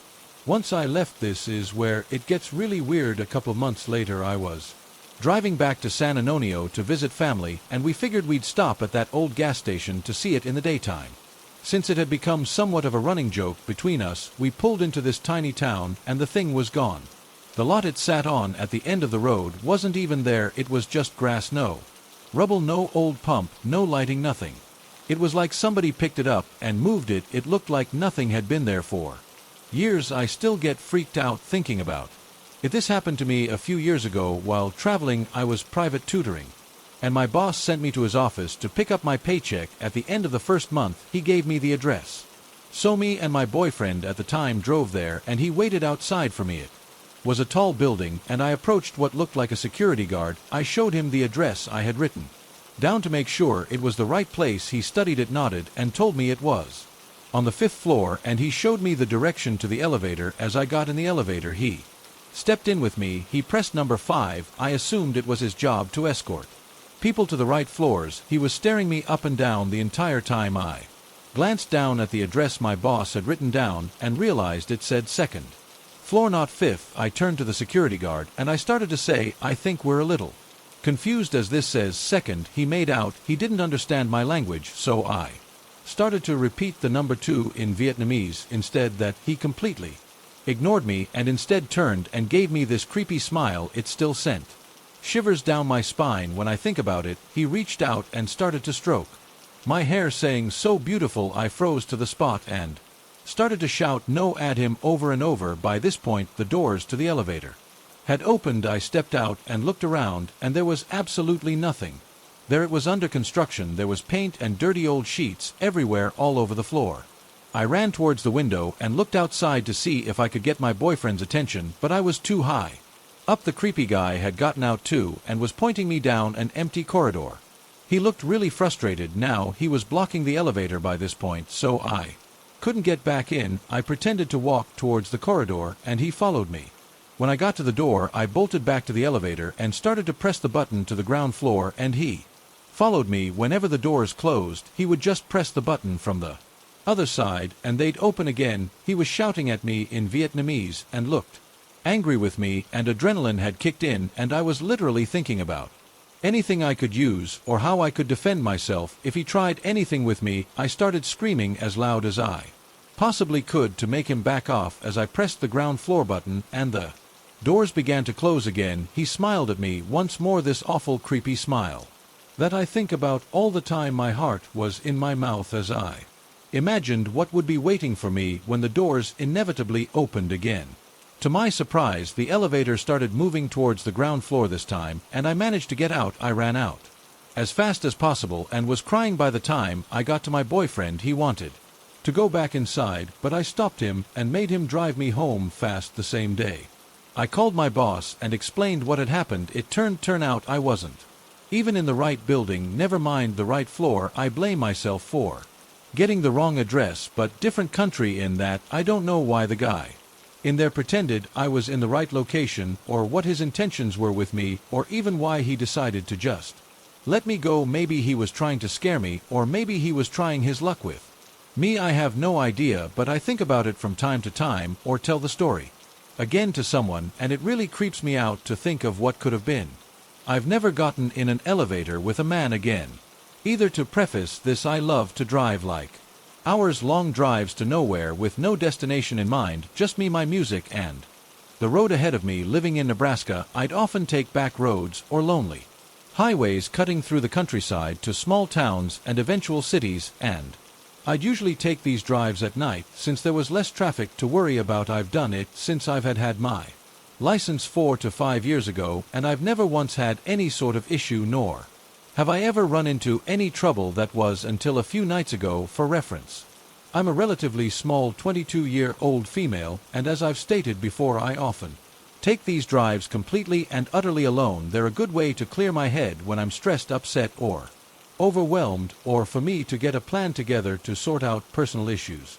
I've also done these long and lonely drives to get away from the toxicity of my household when I used to live with my parents as a mean of coping with their alcoholism, though now that I've moved out and in a much better place mentally, I don't really have the urge to get in my car and just drive anymore. However, on the night this event took place, I was feeling pretty overwhelmed, stressed, and anxious with a cluster of personal issues that I'd rather not get into. I felt restless and irritable. Around my boyfriend, I couldn't focus on anything else. I decided I would take a drive to clear my head. My boyfriend was understanding and told me to be careful and not to be gone for too long since it was getting pretty late. I agreed, gave him a kiss goodbye, and left. I drove around our city for about 30 minutes, but I was still feeling on edge about everything transpiring in my personal life, so I decided to try further north. Down those familiar dark winding on-lane highways, I kept the car at a steady 65 mph, taking the turns at a slower pace in case a deer jumped out around the bend. And I was just admiring the vast empty darkness of the snow-capped fields and barren trees. It was honestly a bit creepy being all alone with no cars in sight and seeming the middle of nowhere, the few houses miles back from the road lightless, and the dead corn fields withered away and covered in the snow. It was like something out of a horror movie, and I half expected to see a ghost pop up in my rearview mirror or see someone climb out from the patches of trees dotting the horizon. The only light came from my headlights, and even then I still strained to see through the inky darkness of the night. By now it was just after 11 o'clock, and I told myself that once I made the familiar roundabout that would either take you to a small town or back up towards the city, I would head back to the city and home. That roundabout was still maybe 15 to 25 minutes away, but other than my imagination picturing the worst, I wasn't really all that concerned. I mean, I was by myself. I didn't have any other motorists to worry about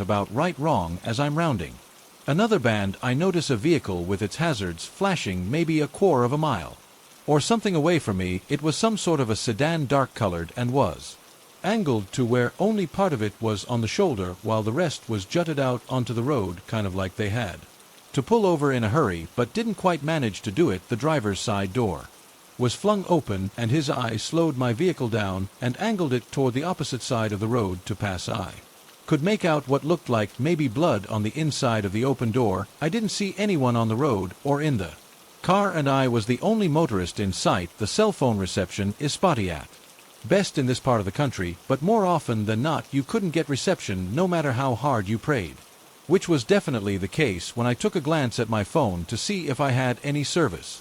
So a lone female on the road at night, pulling up near a vacant vehicle that looks like someone had been attacked on the inside with no cell service. Now I'm no dummy. I've watched countless episodes of Investigation Discovery in Criminal Minds and read far too many true crime books to know that this had bad and danger written all over it, but there was still a part of me that worried something terrible had happened to whoever was in that vehicle, and I thought I needed to help. These roads don't get a lot of traffic late at night, and temperatures were well below freezing. If someone were hurt or in trouble, there was no one and nothing else to help them but me. Still, I erred on the side of caution. I was still driving my car, though a bit more slowly, and as I approached the vehicle I rolled down my passenger window of it, shut off the music, and called out, "Hey, anyone there, are you okay?" I didn't hear a response. I worried they were passed out somewhere, but I wasn't about to get out and look for them. I told myself I'd call out one last time, and if I didn't hear anything I would leave, and the moment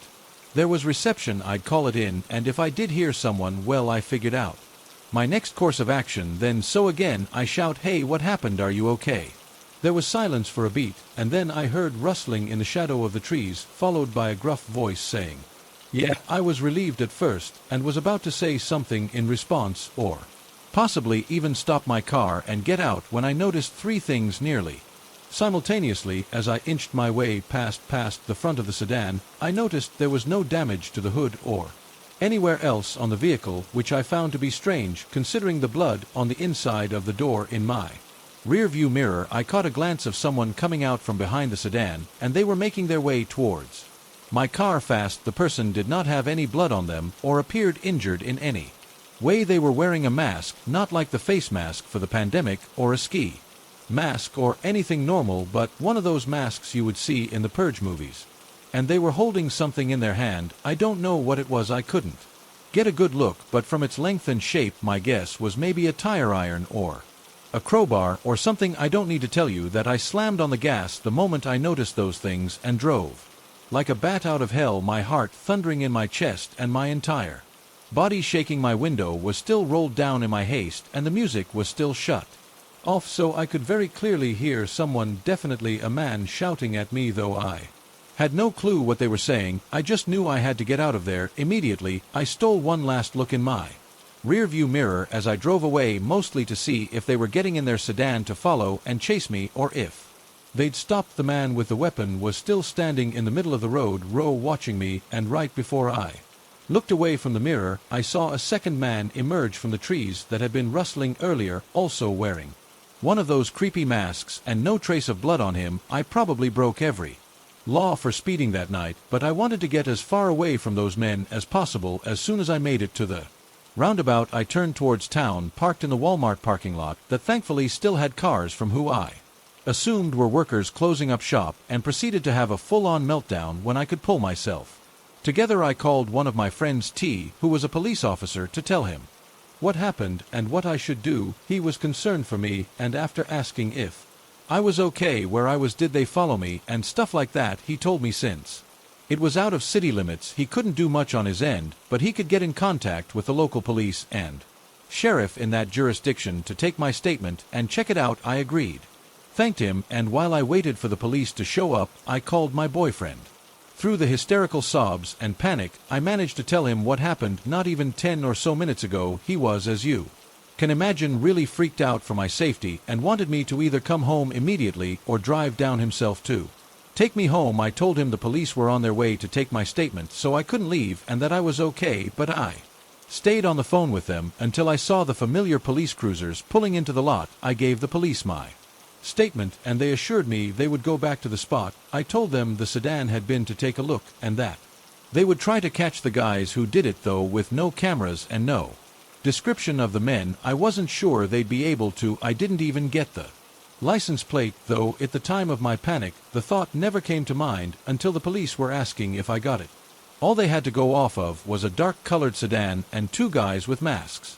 After I gave my statement, I went home and stayed curled up close to my boyfriend the whole night, listening to every sound the house made in fear it would be those guys arriving any minute to finish whatever it was they started. Since the incident, I haven't heard back from the police about whether or not they have any leads, and I'm not sure they ever will. I'm just thankful I'm still here and that I didn't stop my car or get out. I'm not sure what would have become of me if I had. I still have so many questions that have no answers. What were they doing? Why was that blood on the inside of the car, or just a ruse to get more attention? If it was really blood, did they hurt someone else? What would have happened to me if I'd stopped my car? Needless to say, I won't be going on any more late-night drives to anywhere, and I hope I never cross paths with those freaks again. This happened to me 3 nights ago, and I'm going crazy trying to figure it out. I just moved into a new apartment 1 month ago, and I'm still unpacking and settling in. I've been using my parents' address as my mailing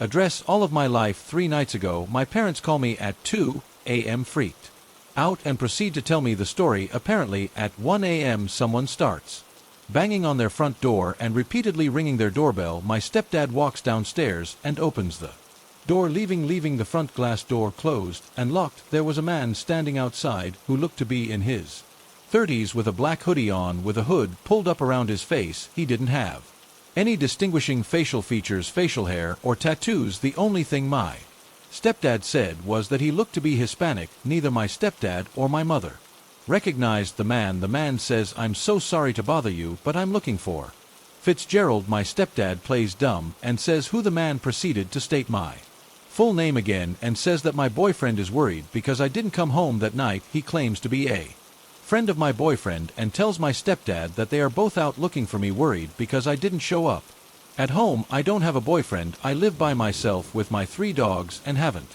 been in a relationship in the past 5 to 6 months. Here's the weird part. My stepdad asked the guy what boyfriend he was talking about, and the man tells him the name of the boyfriend I had when I was in 10th grade nearly 20 years ago. My boyfriend in 10th grade has a very unique Italian name. I've never met anyone with a full name even close to his. He says my high school boyfriend's name a few more times to ensure my stepdad heard him, and repeats that they are very worried about me and if my stepdad is sure I'm not inside. At this point, my stepdad is weirded out and closes and locks the door in his face. The man does not leave. He lingers in front of my parents' house for the next 10 minutes, smoking a cigarette and talking on the phone.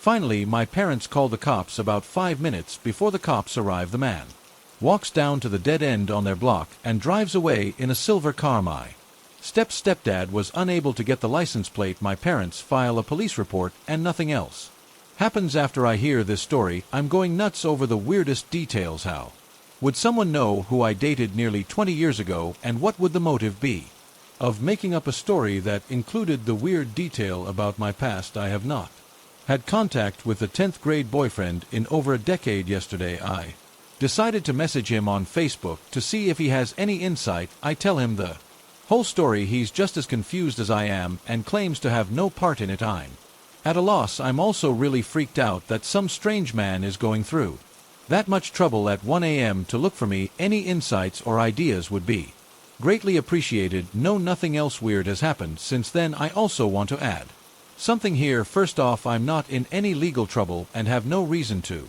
think someone would be suing me. I mean, I guess it's in the realm of possibility that I am being sued by someone, but I really don't think that's it. I had an expired registration ticket that I did not show up to court for, but I believe I got a letter in the mail just asking me to pay a really large fee, so I don't think that's related. I did take out a personal loan. I took it out about a year and a half ago. It wasn't for anything too crazy, and I was really good with making payments on it until about 6 months ago when I had a medical issue. Currently, I'm really behind on payments, but to my knowledge, I'd not defaulted on the loan yet. I called the loan company, and they claimed to have nothing to do with it. All of my family and friends also noted that the 1 a.m. factor kind of rules that out. Anyway, nothing else strange has happened at my parents'. I went there for the first time last night and kept it close eye out for anything. I didn't observe anything out of the norm, so this remains a mystery. I'll be sure to update if something else happens. I wanted to see if I could see him. Nothing. The streets were empty. I texted my partner about my experience, but he was already asleep. For context, I typically go shopping at around 7 or 8 p.m. nowadays since the store is less crowded around then. However, I try not to go unless I have to because number one, the pandemic, and number two, being shut out after sundown doesn't feel comfortable for my safety. Despite this, the area I live and shop in is what I would consider to be safe, so going for a quick grocery run a little later in the evening has felt okay lately. So about 2 weeks ago, I was at my usual grocery store at around 7 p.m. I read somewhere online that you should make your trips to the store 30 minutes or less, and being the Gemini that I am, I knew I would have to make a list on my phone to follow or I would dole. I began my trip in the produce section, essentially only looking up from my phone to step out of people's way or to grab whatever was on my list. There were more people in the store than there usually were in the evenings when I go, so I had to make a few laps to wait for folks to clear certain areas that I needed to get to. I first realized I needed to do this when I was at the carrot section, but since it was too crowded, I figured I'd circle back in a minute or two and grab something on the other side of the section. In the meantime, trying to determine where to go, I looked up from my phone and began walking towards the bananas. On my way to get to them, I just kind of looked forward blankly, not really thinking of anything besides my task at hand. This was short-lived because a man in a gray zip-up hoodie and a baseball hat caught my eye as we walked past one another. Nothing really stood out about him besides the fact that he was looking at me and that he was walking really fast. I didn't think anything of it and kept forth towards the bananas as I gathered my produce and a few things along the way back to the carrots. I passed the same man again. He made eye contact with me again, nor I'm not one to really make eye contact with other patrons. I'm a mind my own business kind of person, but his demeanor just caught my eye. I also noticed that he was the only person in the section not carrying anything. It had to have been at least 3 minutes since we first passed one another, so to think that he was just kind of perusing around and not getting anything was strange. It's not like he just got there either. As I finally get the sea carrots, I make my way over to the bakery section, and the man passed me once again. This time I didn't make eye contact, but I turned around to see where he was going. This sounds silly, but the way he was moving around the store didn't make sense. I was working my way from the front to back, and he was walking erratically in all different directions. Might I remind you, he still had nothing with him. As I begin to turn my head to see what this man is doing, another guy runs past me wearing all black. Okay, strange, but he ran so close to me that the hair that was in front of my left shoulder was blown behind my back from the gust of air he blew past me. Since I was already turning my head, I fixed to see where this man is going. He had run over to the man that was passing by me frequently, and they were both looking right at me and talking to one another. They were about 30 feet away from me, so I couldn't make out what they were saying. I also looked for maybe a second, because it was at this point that I started to get pretty anxious. I'd like to mention that I have generalized anxiety disorder, so when I'm in suspicious situations that might flare up anxiety, I really try to talk myself down from anything that might be illogical. I mean, who would follow me in a grocery store? I wasn't sure what to make of what I was seeing. In an attempt to soothe my anxious thoughts, I decided to continue shopping and tried not to fix it on the two men. I looked back down at my phone and realized I forgot to grab lemons from the produce section, so I was irritated that I had to go back. I began walking head down when a woman taps my shoulder. I'm already feeling a myriad of emotions at this point, and to be touched by a stranger during a pandemic, I was really annoyed. I looked back up behind me to see who could have possibly been clumsy enough to knock into a stranger when my eyes locked with the woman who bumped me. Now, this is kind of difficult to explain, but stay with me. It's a pretty popular thing among women to communicate solely through eye contact and body language. Now, I know that all people of all genders do this, but for women specifically, it's different. I've been out with friends that have told me, "Save me from this creek," without saying a single word. So despite the masks and distance between us, something in me told me to listen to her. She rolled her eyes downwards towards the floor as if a ball were rolling past her feet in the exact direction of the men that were looking at me and lapping me. She didn't look directly at them, but I knew she was indicating she was about to say something about them. She looked back up at me and in a whisper told me, "Heads up." My stomach sank. I knew I wasn't just paranoid. Someone else had noticed that something weird was going on. I walked past her to her right and said, "Ahu," to indicate that I understood what she meant. It was at this point that I needed to get out of the store without looking panicked or raising suspicions. When I told my boyfriend this story, he questioned why I didn't just leave right then and there. First off, I had a basket full of produce that I needed to pay for. Second, I didn't want to raise suspicions or alert these men as to why someone they're following is suddenly making a run for it, so I swiftly began to navigate the aisles as to gather a few more things on my list. As I moved through the store and looked down the aisles to see what items were where, one of the men were in each aisle walking towards me. Every aisle I went down, one of them was there. I was terrified. I decided it was time to go. I went to self-checkout and yes, I did my best to appear calm, but I know I looked frantic since it was dark outside. I did not feel comfortable walking to the car by myself. Once I was done, I approached 3 employees chatting amongst one another. I luckily got the attention of a female store manager and thought on my feet. I told her that my ex-boyfriend was in the store following me and I needed to be walked out. In hindsight, I probably should have alerted them to what was actually going on, but I wanted to get out of there. No questions asked, and she didn't ask questions. She said, "Oh, okay, I'm getting security to walk you out to your car." And as the guard appeared from the back of the line, waiting to use the self-checkout, so did the 2 men. They made eye contact and broke left and right. When I tell you, I almost pissed myself. My God, my heart was in my throat.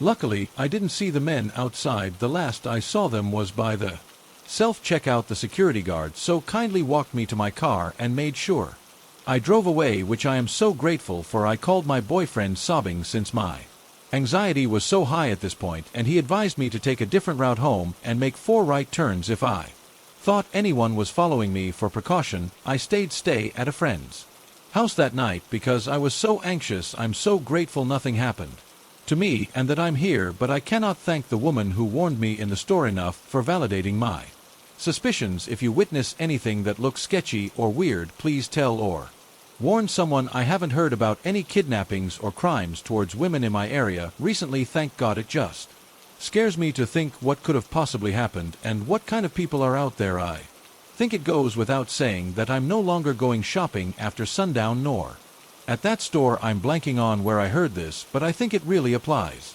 to how I felt that night. It's better to be safe than sorry, and to be paranoid than dead. Story 3.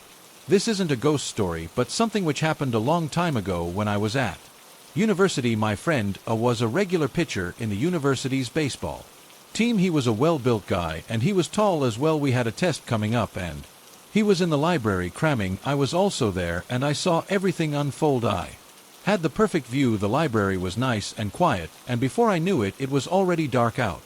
There was still plenty of time before the library closed, though you know those nights in late September where the night draws in quicker and it's rainy out. It was one of those. I saw down there he was putting his things in his rucksack and getting ready to leave. It was really raining heavily out there. I knew that it would be raining because I checked the weather for probably didn't check the weather forecast as he didn't bring an umbrella. There were a few left by the entrance of the library. I guess he thought he could just take one since no one was using it, or perhaps someone forgot it there. He was that kind of guy, always taking what wasn't his. He would often ask to borrow things, never having the presence of mind to think ahead. He searched through the umbrellas, ignored the cheap-looking vinyl ones, and went for the biggest one he could find. He said later that he noticed something sticky on the handle. He thought it might have been a prank or something. I was stood up because I thought he was about to steal my umbrella, so I was keeping an eye on him. That's how I saw everything. I watched him open the large umbrella he selected. Then a huge boom resounded around the library, emanating from the entrance, followed by the sound of a screaming. Members of staff came rushing over to him. The whole library stunk of a smell not too dissimilar to fireworks. Was engulfed in smoke, and his right arm was alive with fire. The staff helped to quickly extinguish the flames, and left in an ambulance. He suffered horrendous burns to his hand. The police and the fire department came to investigate what happened in the library. The umbrella was packed full of a gunpowder-like substance they said was found in fireworks. The outside of the handle was coated in some kind of flammable gel, the sort you might find in a camping store or something. The one-touch button part of the umbrella was equipped with a kind of ignition device, and when that button was pressed as the umbrella opened, it ignited the fire. What made things worse was the fact that A was wearing a coat made from a synthetic material. The heat of the fire melted his coat to his own arm. The day that this happened was a particularly busy day in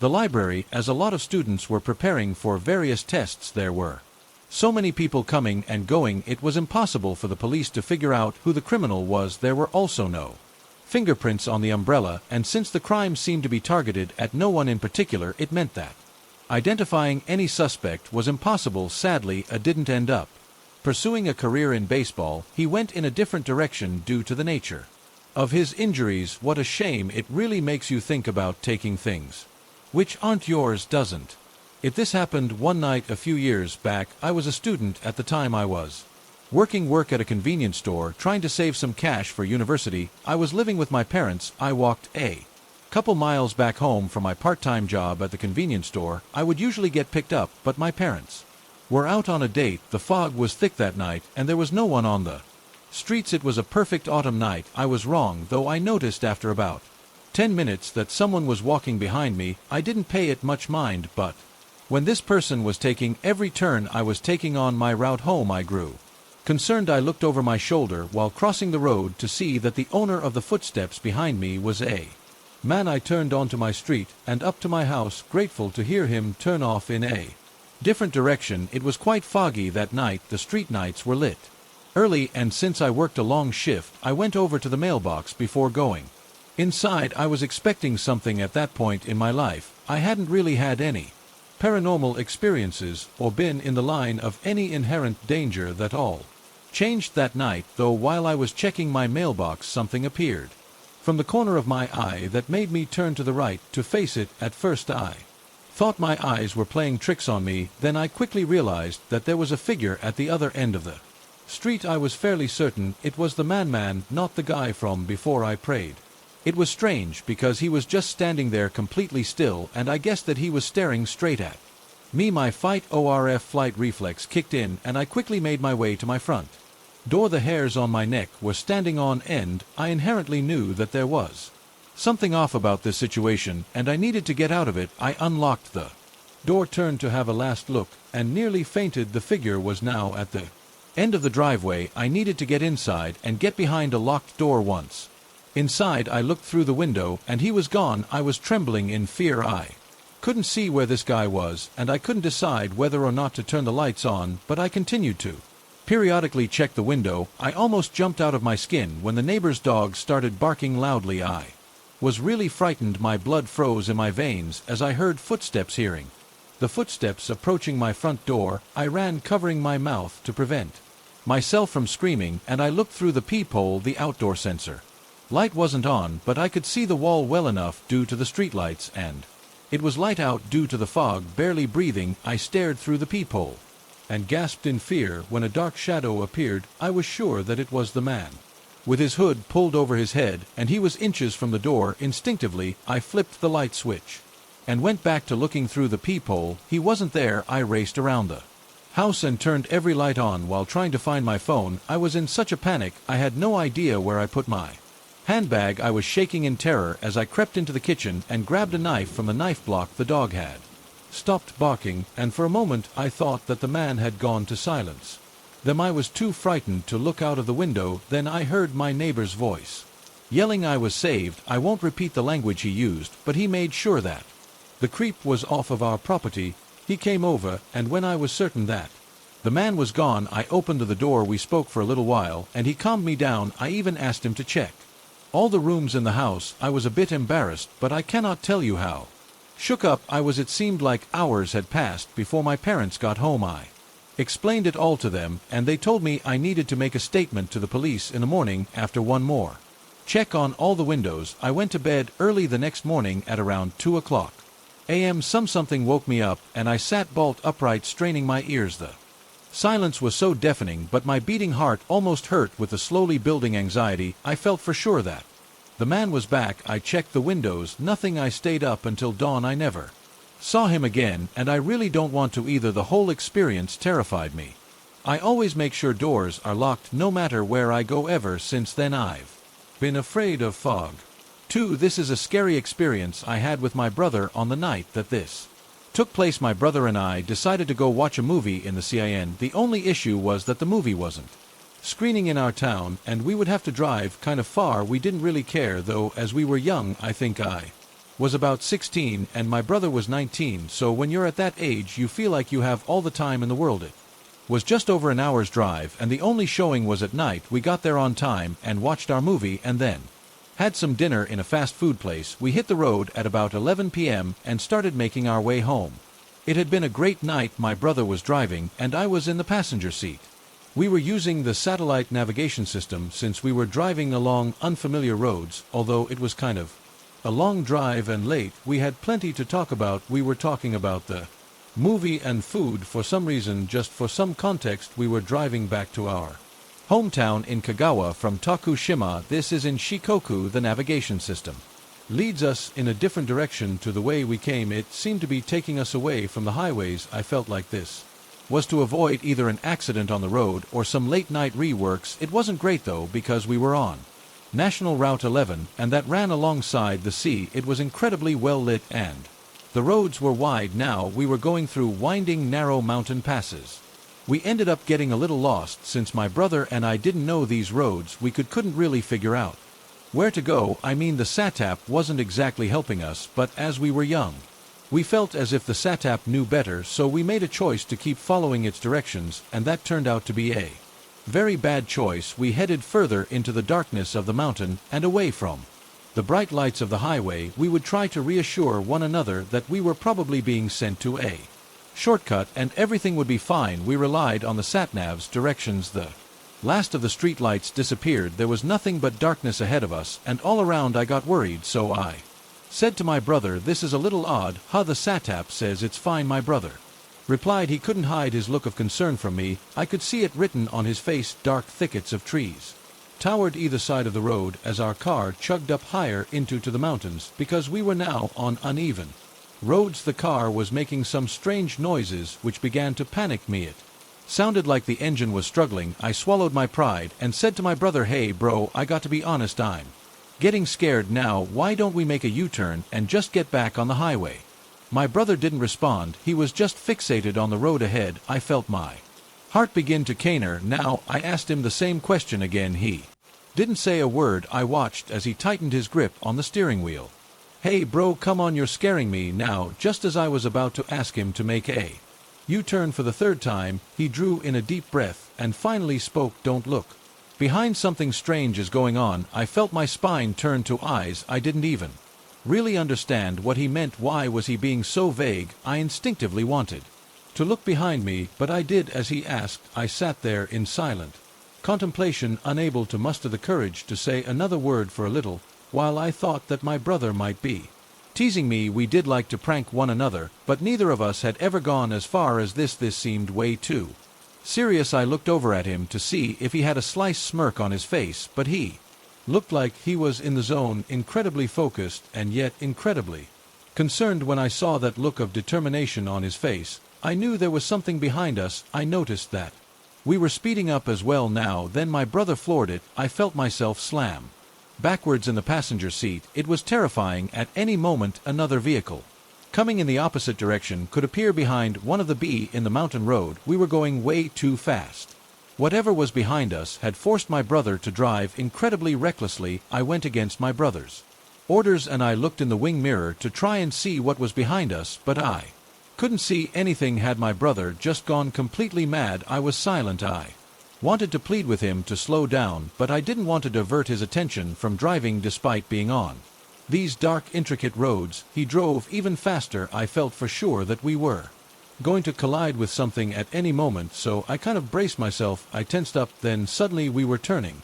We skidded into a hard left, and at that moment I shut my eyes and braced for impact. A second or two went by, and I slowly opened my eyes and looked over at my brother. His face had lost all of its color, and his knuckles were white. It was as if he was hanging on to that steering wheel for dear life. I couldn't make a sound. I just prayed that we would get back on some streets with lights and away from whatever had scared my brother into driving like this. I shut my eyes again, thinking back to that night, now trying to remember how I felt. Really makes me feel for my brother. I mean, if I was feeling that scared, I bet he was feeling it more, since he was the one driving. After a few moments my brother said, "It's okay now, he's not following me anymore. I think we're good now." I opened my eyes to see street lights in the distance. It was as if my prayers had been answered. We turned onto the national highway route, and I saw the sea. I knew that when I saw that we were going to be fine. I cannot tell you how relieved I was at that point. Once relief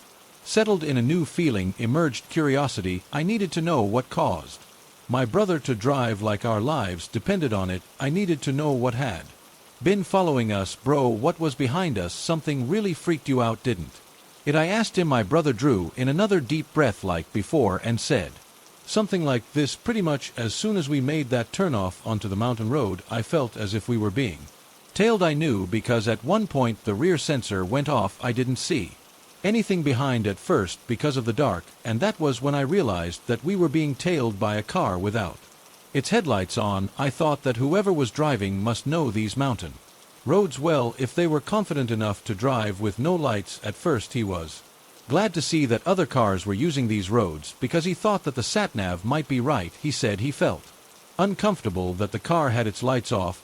He wanted to pull over to let it pass as it was speeding up behind him.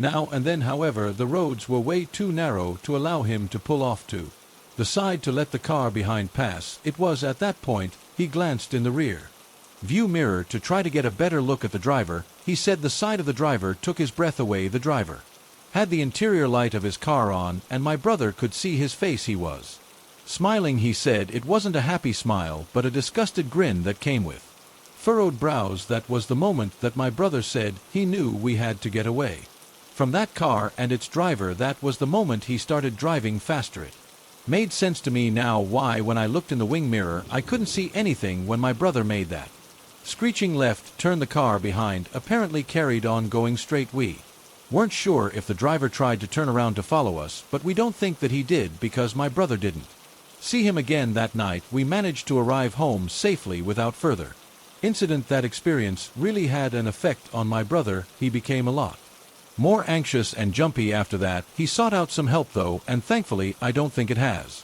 permanently scarred him or anything. My brother and I are fine these days, doing well, no injuries. That was one scary night though. I torture myself every now and then when I think about what that grinning driver's intentions were. I feel as if he was trying to shepherd us someplace, since he appeared to know the mountains well enough to drive in the dark.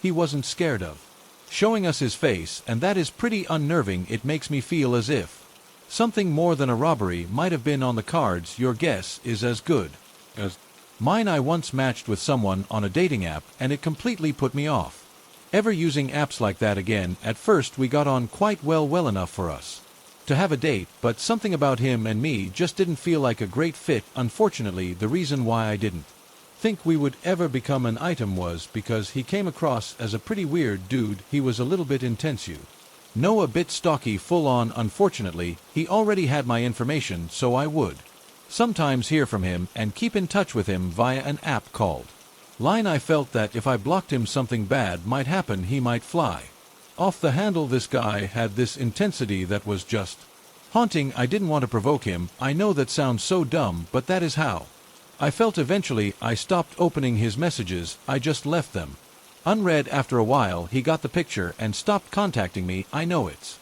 not nice to give someone the cold shoulder like that, but he kind of left me no other choice. If I ever did reply to him, he would pounce on it and bombard me with messages at all hours of the day and night.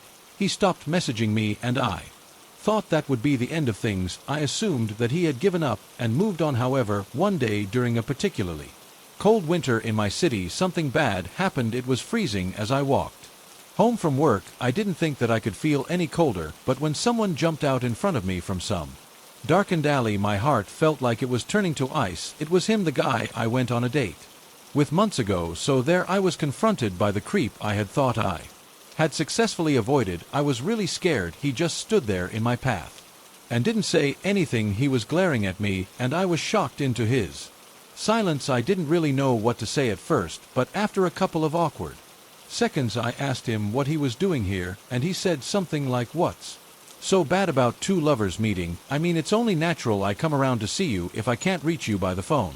Right, shows I care. What he had said made no sense. It had been a good few months since we had spoken, and even longer since we had had our one and only date. It made no sense at all. I thought that he was obviously crazy, and then I thought about getting as far away from him as humanly possible. So fight or flight kicked in, and I just ran. All I wanted to do was go home and forget about the weird encounter with that guy. But I realized that if he had met me on my route home, then there was every chance that he might know where I lived. I realized that it would have been totally dumb to go straight home, so I stood there as it snowed, cowering in some disused building's archway, frantically thinking about what to do next. After the adrenaline subsided, the solution was obvious. I needed to go to the police, so I went to my local cone. Hi Jay, here. A cone is a station for police officers built at key areas in the city, such as in front of train stations or in shopping districts. The word Callan literally means taking turns to keep watch, because police officers are stationed there at all times, and these officers, they take turns, shifts, or kotai in Japanese, to keep watch, which is ban in Japanese, ban 24 hours a day. They make walking home at night feel pretty safe, and I have been grateful of their help a couple of times in Japan. Anyway, back to the story. After I made my report to the officers, they told me that they would patrol my area. Just to be honest, safe side, I felt reassured, but not exactly safe. And if I'm completely honest, after that night, I turned into a bit of a recluse. For a while I developed an acute fear of leaving the house. 3 months or so went by, and there was no sign of that one date wonder I matched with online, so I slowly but surely regained some confidence. I went outside by myself for the first time in a long while. I was relying on the help of my friends and family. Up until then, I planned on heading to the supermarket. I knew the route, and I knew it was close. The canned was nearby, and I felt it was a relatively safe route. In the word of a lie, I got about 20 paces up my street, and then I heard a voice call out to me from across the street. I was addressed by my name. It wasn't an oi or a catcall or anything like that. This person knew me. Here is roughly what the guy shouted at me. "Hey Kana, I've been waiting for you." He crossed the road with a light jog and stood a couple of paces behind me with a completely straight poker face. "Hey, you know you didn't need to call the cops on me, right? Don't you think that was a little mean, sweet heart?" I was so scared that I couldn't make a sound. I knew I had to run, and I'm so happy that I chose that route. I did to venture out for the first time, as I knew exactly how to get to the Corban. I ran there, and I reported what happened. I have to say, life so far has been pretty incident-free since that second reporting, but that was how it was before. I feel like I've been LED back into a false sense of security. I feel like it might be the calm before the storm again. Winter is rolling around, and the nights are getting darker when the snow begins to fall. I'm scared all those memories of being stalked will return to me. Again, this happened pretty recently, and because of it, I will be quitting my job. At the end of the month, my current job is to deliver papers to homes in the mountains, basically in the middle of nowhere. It's tough because I have to start at midnight in order to get all my deliveries done. It doesn't exactly pay well, but it's good to be working, especially when you're young. It's nice to have your own money right anyway. Like I said, I start at midnight and I don't finish until the sun comes up, and sometimes in the darker months the sun doesn't come up at all. Being out in the mountains alone at night can be pretty spooky, as I'm sure you can imagine. I want to share my recent scary experience with you. It happened this winter. I'd gotten used to the rhythm of deliveries. By that point, it was around wintertime that the newspaper company I worked for was trying to expand their business. This meant that there would be more work for me. I was excited at first to earn a bit more money, but over time it became more and more time consuming. Assuming basically a subscription would come in and then it would be down to me to deliver it to the customer. So I'm basically riding my bike around with a map, because signal is a no-no in the mountains. I don't mean a push bike, I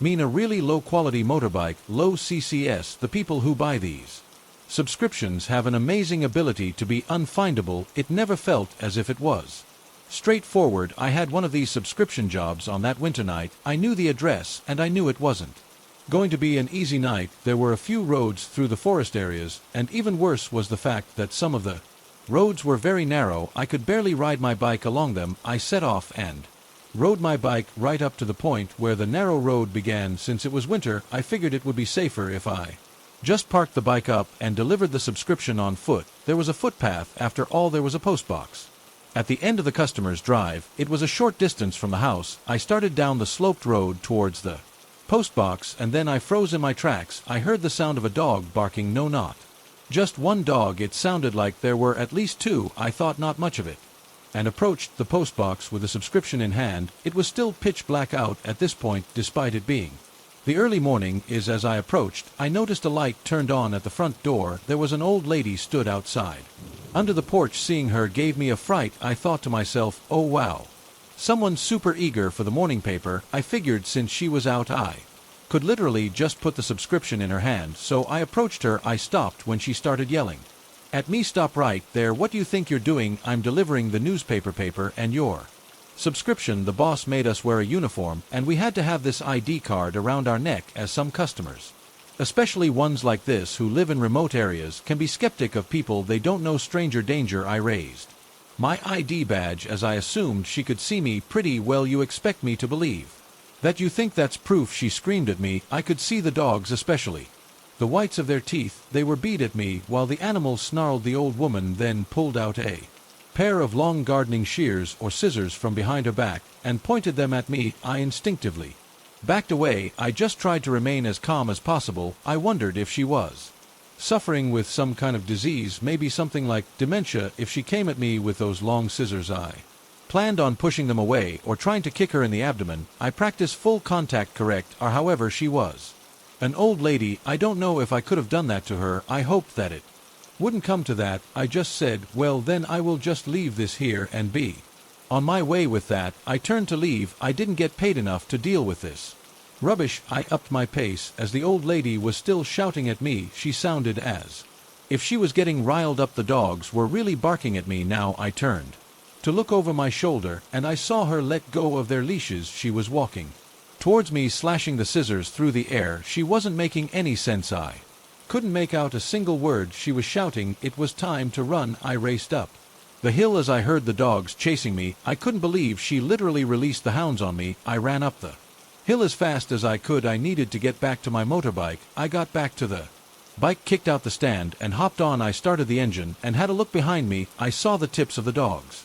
heads coming up the slope and pulled away without looking back. It was really scary, to be honest. I think myself incredibly lucky to get out of there without any injuries. Those dogs wanted to bite me. I could tell the old woman looked as if she would have joined in too. I imagined her plunging those large gardening scissors into. I shudder at that thought now after I delivered all of my newspapers and subscriptions. I spoke with my boss and told him about my close call. He decided that he would make contact with the customer to see what was going on. I could already imagine that he was going to take the side of the customer. It was just the kind of guy he was. However, he found that the customer's phone number was no longer in use. He decided to go out there himself and speak to the customer in person. I told him to watch out for the dogs. He said he would let me know how it went when I came into work. Next, I spoke to him the next day, and he told me that he went out there to meet the customer, but he found nothing but an abandoned house. He then made contact with the subscription company to find out why someone would want to send a subscription to an empty house. It was at this point we learned that the subscription company had fudged the numbers to make our company take their business. They wanted it to look like they had more customers than they did. They had a quota to fill, so they gave out a couple of addresses of abandoned homes. Stupid. Who the hell is the woman with the dogs? Then I have no idea. When I think back to how hate filled her face, it gives me the shivers. Hence my resignation from my newspaper job. I'm working until the end of the month, so I hope I don't get sent anywhere near the scissor woman's house. I only have a few more days of work left. When I went back to my hometown last year, something really weird happened. It started when the neighbor across the street warned me that there was a suspicious person in the area.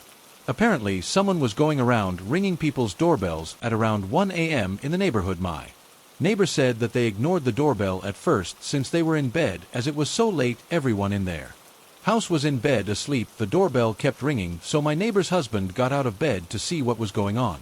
He took his phone with him so his wife could listen. He asked through the door in a quiet voice, "Who is it? Is there some sort of emergency?" Then a man's voice responded, "I made a promise to Sarah. Can you let me in?" There was no Sarah in the house or in my neighbor's family, and because it was a newly built house, there was no former resident called Sarah either. So he explained this to the stranger at the door and told him to get lost. "But it's a promise. I remember it." Well, the stranger said, "Well, I have a promise for you to remember. If you don't go away, I'm calling the cops." Okay. The neighbor's husband called the cops anyway because the guy outside didn't show any signs of leaving. The police arrived quickly, but the man at the door was nowhere to be seen, so the neighbor warned us to be careful just in case he came back. We spoke about it at dinner that night, and I remember my parents were making sure everything was locked when the sun went down. Later that night, my dad and I were in the living room watching TV. It was just after midnight. The doorbell rang. I really didn't expect it, and I could tell neither did my dad. There we were, two full-grown men, afraid of the doorbell. Before assuming that it was the weirdo who called at my neighbor's house, I actually went and checked. We didn't have any way to check outside, like those Ring doorbells, so I crept over to the curtain. I pulled the curtain back just enough to create a gap to look outside. Through the gap in the curtains, I saw a man wearing a hat and a big dark brown overcoat. He was wearing boots as well. His face was hidden by the turned-up collar of his overcoat. I couldn't really see his face. I watched as he pushed the doorbell again. My dad whispered to me to not get caught looking at the guy, so I immediately shut the curtain. This guy was definitely suspicious. There was no doubt. You wouldn't want him at your door, let me put it that way. We decided to call the police since the neighbors were already worried about the guy, but until the police arrived, we thought we would keep him busy since last time he bolted for about 3 minutes straight. He rang our doorbell. He was so persistent. My dad had had enough of this, so he went out to the hallway and approached the door. He stood before the frosted glass and asked, "Who are you?" "I'm the guy who promised to meet Sarah." "What's your name?" Well, is this an emergency?" "I promised Sarah. I really want to come in." The guy talked in circles. Of course, there was no Sarah in our house either. If you told him that, though, he would just keep talking about his promise. It got you nowhere. He kept saying that he remembered his promise while this was going on. I called the police discreetly. I wanted to see this guy get taken away, but he left before the police car arrived. We then heard the knocking at the door. Police. The officer said, "We have a door in front of the actual front door to our house, like a porch." I was amazed to hear the knocking from the officer on our actual front door, not on the porch. When the weird guy was at the door, I was certain that the porch door was shut, and I didn't hear it open or close. When he left, this door can only be locked from the inside. How the hell was that possible? I wondered. It creeped me out, but my dad didn't seem to care all that much. He calmly explained the situation to the officer. He gave a really accurate description of the guy too, and informed the cop that this happened in the neighborhood last night. The officer said that he had seen anyone suspicious in the area. This guy knew how to get away, and fast. However, there were footprints in the snow. The cop said he would follow them and see if he could find anything. He promised that there would be an increase in patrols and asked us to report back to him instantly if the guy came back. He cautioned us, said to try and avoid going out alone late at night, and to double and triple check the doors are locked. This cop wasn't a new guy. He was older than my dad, and something about the situation had him spooked. I was getting very nervous. There was something very sinister about this guy looking for Sarah. My mother watched the whole thing. She was sat on the stairs. I turned to her and asked if she definitely locked the door outside the front door, that porch door I mentioned, and she was adamant that she did. My dad could sense our nerves. He tried to left it off. Don't worry guys, sorry we couldn't get him. After we all confirmed and were happy that all the doors were locked, we went to bed. I couldn't sleep much, but I was relieved to see a police car patrolling the area at around 3 a.m. from my window. The next day we heard that someone else in the neighborhood's doorbell rang. My dad was really angry at the police. He said they must not be doing their jobs right if they hadn't caught the guy yet. 4 more days passed where others in the area reported the late-night doorbell rings. Everyone said the same thing. A stranger came to their door asking for Sarah and asking to come in. He wasn't caught. The thing I find weirdest about it is this: not one person was able to describe what his face looked like. The stranger was the stuff of nightmares. I spent New Year's with my family and left to go back to my home, worried for them. About a week later, I called my mom to check on her, and I got an update on the situation. The house across the street from us found a note in their mailbox that read, "Sarah's not here, but I found her. Thank you very much." The letters were painted by a brush like calligraphy. I'm wondering if we will get an apology letter too, or what it means if we don't get one. I'm sorry, it sounds like a mundane story, but imagine if it happened to you, a stranger whose face no one saw in the neighborhood, going around in the dead of night talking nonsense and trying to talk their way into your home. I don't like it. I don't like that he found Sarah either. I got a job in the beginning of last year that lasted for 6 months, and this experience was near the end. To start off with, I would walk home in the dark right out the back door because there was a stretch of asphalt, a small hill, and then a sidewalk path leading into my neighborhood nearby, even though it was a 5-minute walk and through a neighborhood. My mother got me some mace in case of emergency, for when I was walking home out the back door there was a small nook before a small road on the edge. You had to walk forward and to the right to get to the dumpster, and there was a tiny parking lot in the nook to the left. It was a closing shift for me and another worker. I had a good relationship with him, and we considered ourselves friends. As it got time to take out the trash and clean the place, my coworker started on the dishes while I took out the trash. We had quite a few bags, so I had to take multiple trips. I go out the back door and see a car. I'm really bad at car names, and it was sort of farther away, so I don't know the car name, but I did see that it was lighter in color. The car's driving very close to the little hill at the end of the asphalt, and as I watch, the car stops and the headlights go off. I think to myself, well, that's not great, better keep an eye out. I go back inside for the next load of trash, and when I come out, the car has gone from the edge of the road to the farthest parking stall to the left, much closer, but the lights are still off. This is the point when I knew this situation was not good. So as soon as I finish throwing the bags into the dumpster and have gotten close to the door, I announce loudly that I'm getting my mace. Spoiler alert, this was probably what saved me. I grab my mace from my purse inside and then go up to my coworker and ask him if he will take out the trash with me because there's a creepy car in the parking lot. So we open the back door, my mace in hand. The car is nowhere to be seen. I apologize and tell him what happened, and he believes me and still helps me out with the trash. When we're done cleaning and ready to go home, he offers to drive me home, and I decline. I ask if he'll walk me to the sidewalk, stating that I have the mace for a reason and will use it if I have to. I get home just fine. After that, I never took out the trash without bringing my mace with me. I even remember warning another female coworker that if she was taking out the trash, she could borrow my mace. I live in a pretty small town, and I have a pretty quiet life. In all honesty, I have an office job and I work some pretty long hours, so I don't really go out all that much at night. On the night that this experience took place, I got a call from a friend of mine. To be honest, I almost didn't pick it up, but I'm really glad that I did. She had called to say that she needed a ride. I didn't mind. I didn't have any plan. She needed to be picked up from a big supermarket. I guess that she had bought a ton of things and she didn't Want to take all of that on the crowded train home with her. I was happy to help. But it seemed a little late to be shopping. It was around 11 p.m. when she called. I needed a couple of things too. So I headed into the store to meet her. The supermarket was almost empty at that time of night, but it is usually really busy during the day. We got our things paid and headed back to the parking lot. I think that it was about midnight. At that point a group of men came out of a nearby game center. It's like an arcade. I think these guys came out because the place was about to close. They headed to their cars while talking to each other and looking over at us. My friend said to me that she wasn't feeling well and we decided to get going.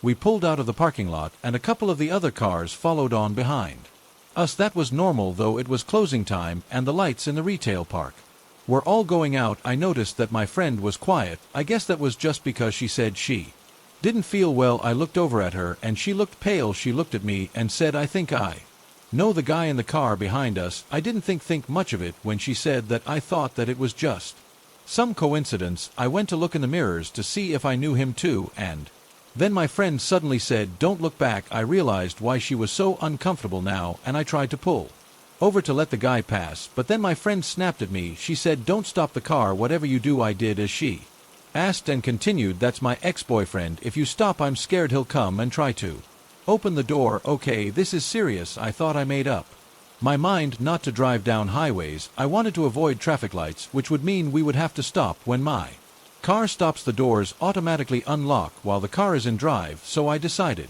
to take the back roads, and man, that was a bad idea. Thinking back on it now, I should have probably gone to a late-night diner or convenience store, somewhere bright with lots of people around, but I think that my friend would have freaked out if I even tried that, so I kept driving down these countryside lanes, the back roads, until my friend calmed down a little. The car behind was following every turn we made. The further we went from the city, the fewer cars were seen on the road with us.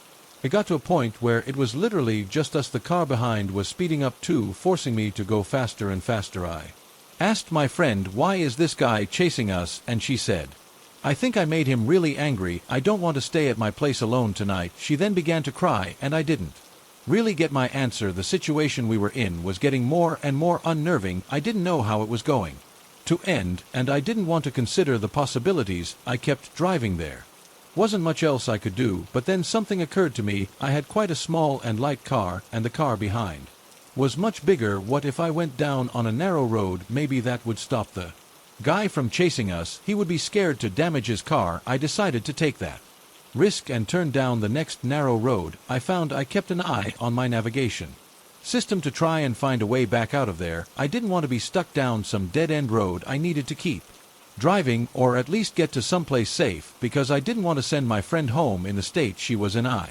thought about trying the police, but I knew that the police wouldn't do anything about the guy. It seems like they only help after the fact. Never before. My friend was sobbing next to me, but she stopped to apologize for getting me into this mess. I mean, I should have sensed something was up. She hadn't ever called me for a ride from a supermarket before. She said she called me because she didn't have anyone else she could turn to. I told her that it was okay. I just wanted to know where I should be driving her, and she replied, "Don't take me back to my house. If we did just lose him, that's where he'll be waiting for me. Can you take me to the train station?" I said that I could, but she could also stay at mine for the night. She vehemently refused. She said she had caused enough trouble. I realized something at that point. The stuff she had bought at the supermarket looked like she had been planning to run away. She even had some camping equipment. I didn't know it was that bad.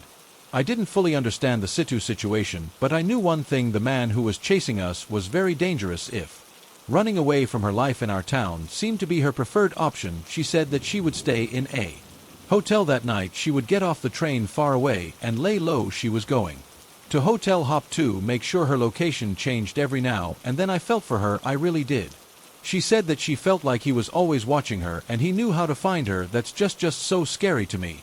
I didn't want to ask about her ex, but I was curious as to why she was so scared of him finding her. I said something like, "He sounds like a real horrible guy," and she replied, "It's not just him who'll be looking for me, it's his group of friends too." That was frightening. Something really bad was going on. I managed to follow the narrow back roads back to the city, and I got her to the station like she asked. I was confident that he wasn't following us anymore. I felt for sure that he had given up. She got out at the station, and we found out that the next available train would come in at 6 a.m. I couldn't leave her there for that long. In the state she was in, I asked her to come with me to a McDonald's. I thought that we could talk things over a little, and I was right. She told me a little more about the situation, and that ex of hers, she told me that he didn't take being broken up with very well. He attacked her. He made threats against her friends and family and tried to use fear to coerce her into getting back with him. He was also convinced that she had been with his friends. He said all this after she found out he had been on a bunch of dating and hookup apps. One of her single friends showed her his profile and she confronted him. She said that his friends are all a bunch of stalkers like him too.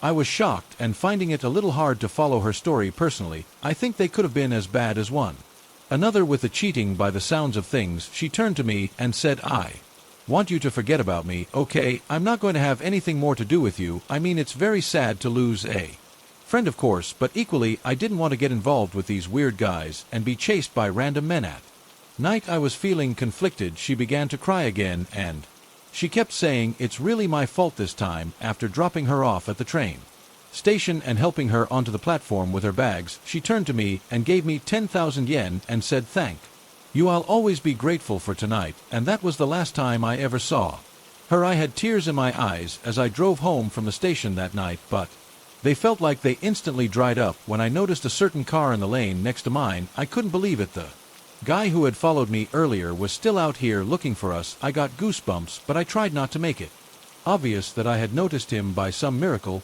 he didn't appear to notice me or my car, and after 4 or 5 pretty frightening minutes, he turned off in a different direction to me. As soon as I got home, I completely crashed out. It was the first time in a long time that I had been awake that late. Despite everything that happened that night, I'm glad that I answered her call. I mean, what might have happened to her if I didn't is something I don't want to ask myself. I never heard from her again. Fast forward to 3 months later, and I got a call from my friend's number. I was really interested to see how she was doing, so I answered it straight away. I quickly found out that it wasn't my friend on the other end of the phone. It sounded like someone wasn't even using a phone by that. I mean, it was kind of computer-likey. The voice at the other end of the line asked the following question: hi, have you heard from the man calling from her number?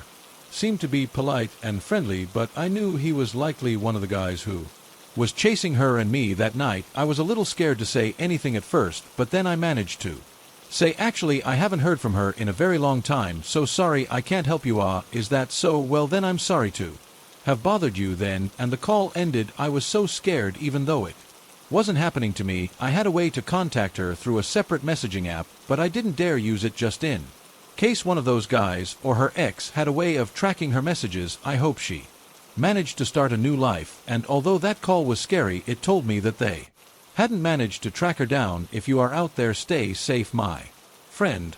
I hope you enjoyed that, guys. I want to give a special mention to J Nightmares for sourcing and translating some of these stories from Japanese. Check out his channel for more stories you haven't heard before. I'll put the link to his channel in the description. If you have a scary story you would like me to read in an upcoming video, this is one way to help me guarantee variety in the stories I share. You can email me or post it to my subreddit. I'll drop the details in the video description. Thank you all for listening, and AAL thanks to my patrons and channel members who now have early access to Adri videos as well as other behind-the-scenes content. Thank you to Rebecca James, Mason Hayes, Chelsea Muffet, Lisa Apprentice, Michelle and Kevin, Amanda M, Rebecca Morris, Yennefer, Jessica Leigh, Brock Ballard, Kim Thompson, Angela Reeves, Sher, AGI, Nathan Shadwick, Nicholas Johnson, Samantha Place, Cheryl Duckworth, Scout, Monk 405, Z Harris, Unladylike 13, Ventura, California, Elizabeth Mays, Alexia Tuttle, Marshana Rainey, Wo Sapon, Mary Wright, Jessica Copperfield Field, Zoe D, Danielle Shaw, Jane Wiggins, Tara Harris, Mary Rye, Callie Townsend, M. Deshawn, Edmondson, Kimmy Lowe, Wendy Maris, Confessions of a Cleaner, Megan Abrams, Miss Tycoon, Stephen Sloan, Christina Myway, Ashley Bray, Madisa Felter, Danielle Tina, Marie Pkman, Amal Garner, Lisa Ratford, Deborah Malay Kani, Sutea Adwell, Diana Johnston Vampy, Debs, Jasmine Davis, Erica Air Fox, Mulder Ram Beltrantina, Nick Bosey, Sarah C.H., Neil Cavanna, Tiara Sanders, Timothy Stratton, Jennifer Jenkins, Lloyd Rash, Maribel Deluna, Michael M. Ollie, Marissa Kuro, a member Hops, King Slim, Justin Beast, Gillespie, Joy, Dana J. Blee, Anna, Stephanie McLaren, Lumine, Kami Skin Crawler Adarabella Play 2006. Michelle Welchman Dana B. Lisa McDonald Clary Scott Madison C. Wasp Sting. Jennifer J. Ashley Liliat Lee Taya Wyatt. Gina Laura J.K. 6 Venzio Donna Joey Big GSC. Tanya Spaghetti Wello King Matthew October Gypsy Lisa Ollie Thomas Build With. Me Letitia Fran Debs Insomnic Cats. Stephanie Summer Rebecca Tyera This Bad. Kitty Your Pay Piece Dilly Laney Tripping Balls Through History Samantha E.R. Alyssa. Tracy Killian's Place April James. Arbor Jen Joy Handout Pegasus J. Karen Kitty V. Barry L.J. Fiona. Xbox Scott I Like Booty Monica Level A. Chris and Anna Holly Spry Kimber Jasmine. Centik Heather Haven Kitty Cat Luna 2 ADHD Aurora Janice Cinderella Baby. Borderline Betty Lady Record Erica Nicole Snowball Rena Melanie The. Honeybee 987 Pretty Girl 21B Ryan. Brooke Wendy Crafty Kel Tina Dina Vampy. Devs Patricia Amber Krista Brenda. Absent Alice Chrissy K Spiders Web Lala. Andrea Sue Monique Shaw Gorman Emma Lisa. Sigma Quex Greg Chelsea Amanda Jane Sam. Zep Tepi Sarah C Austin Tegan Lil Smart. Jenny Gabrielle Fire 5 Sarah P James Garana Gemma Allen. Monica Level A and Alex I hope you're doing well guys. I'll see you all on the next one.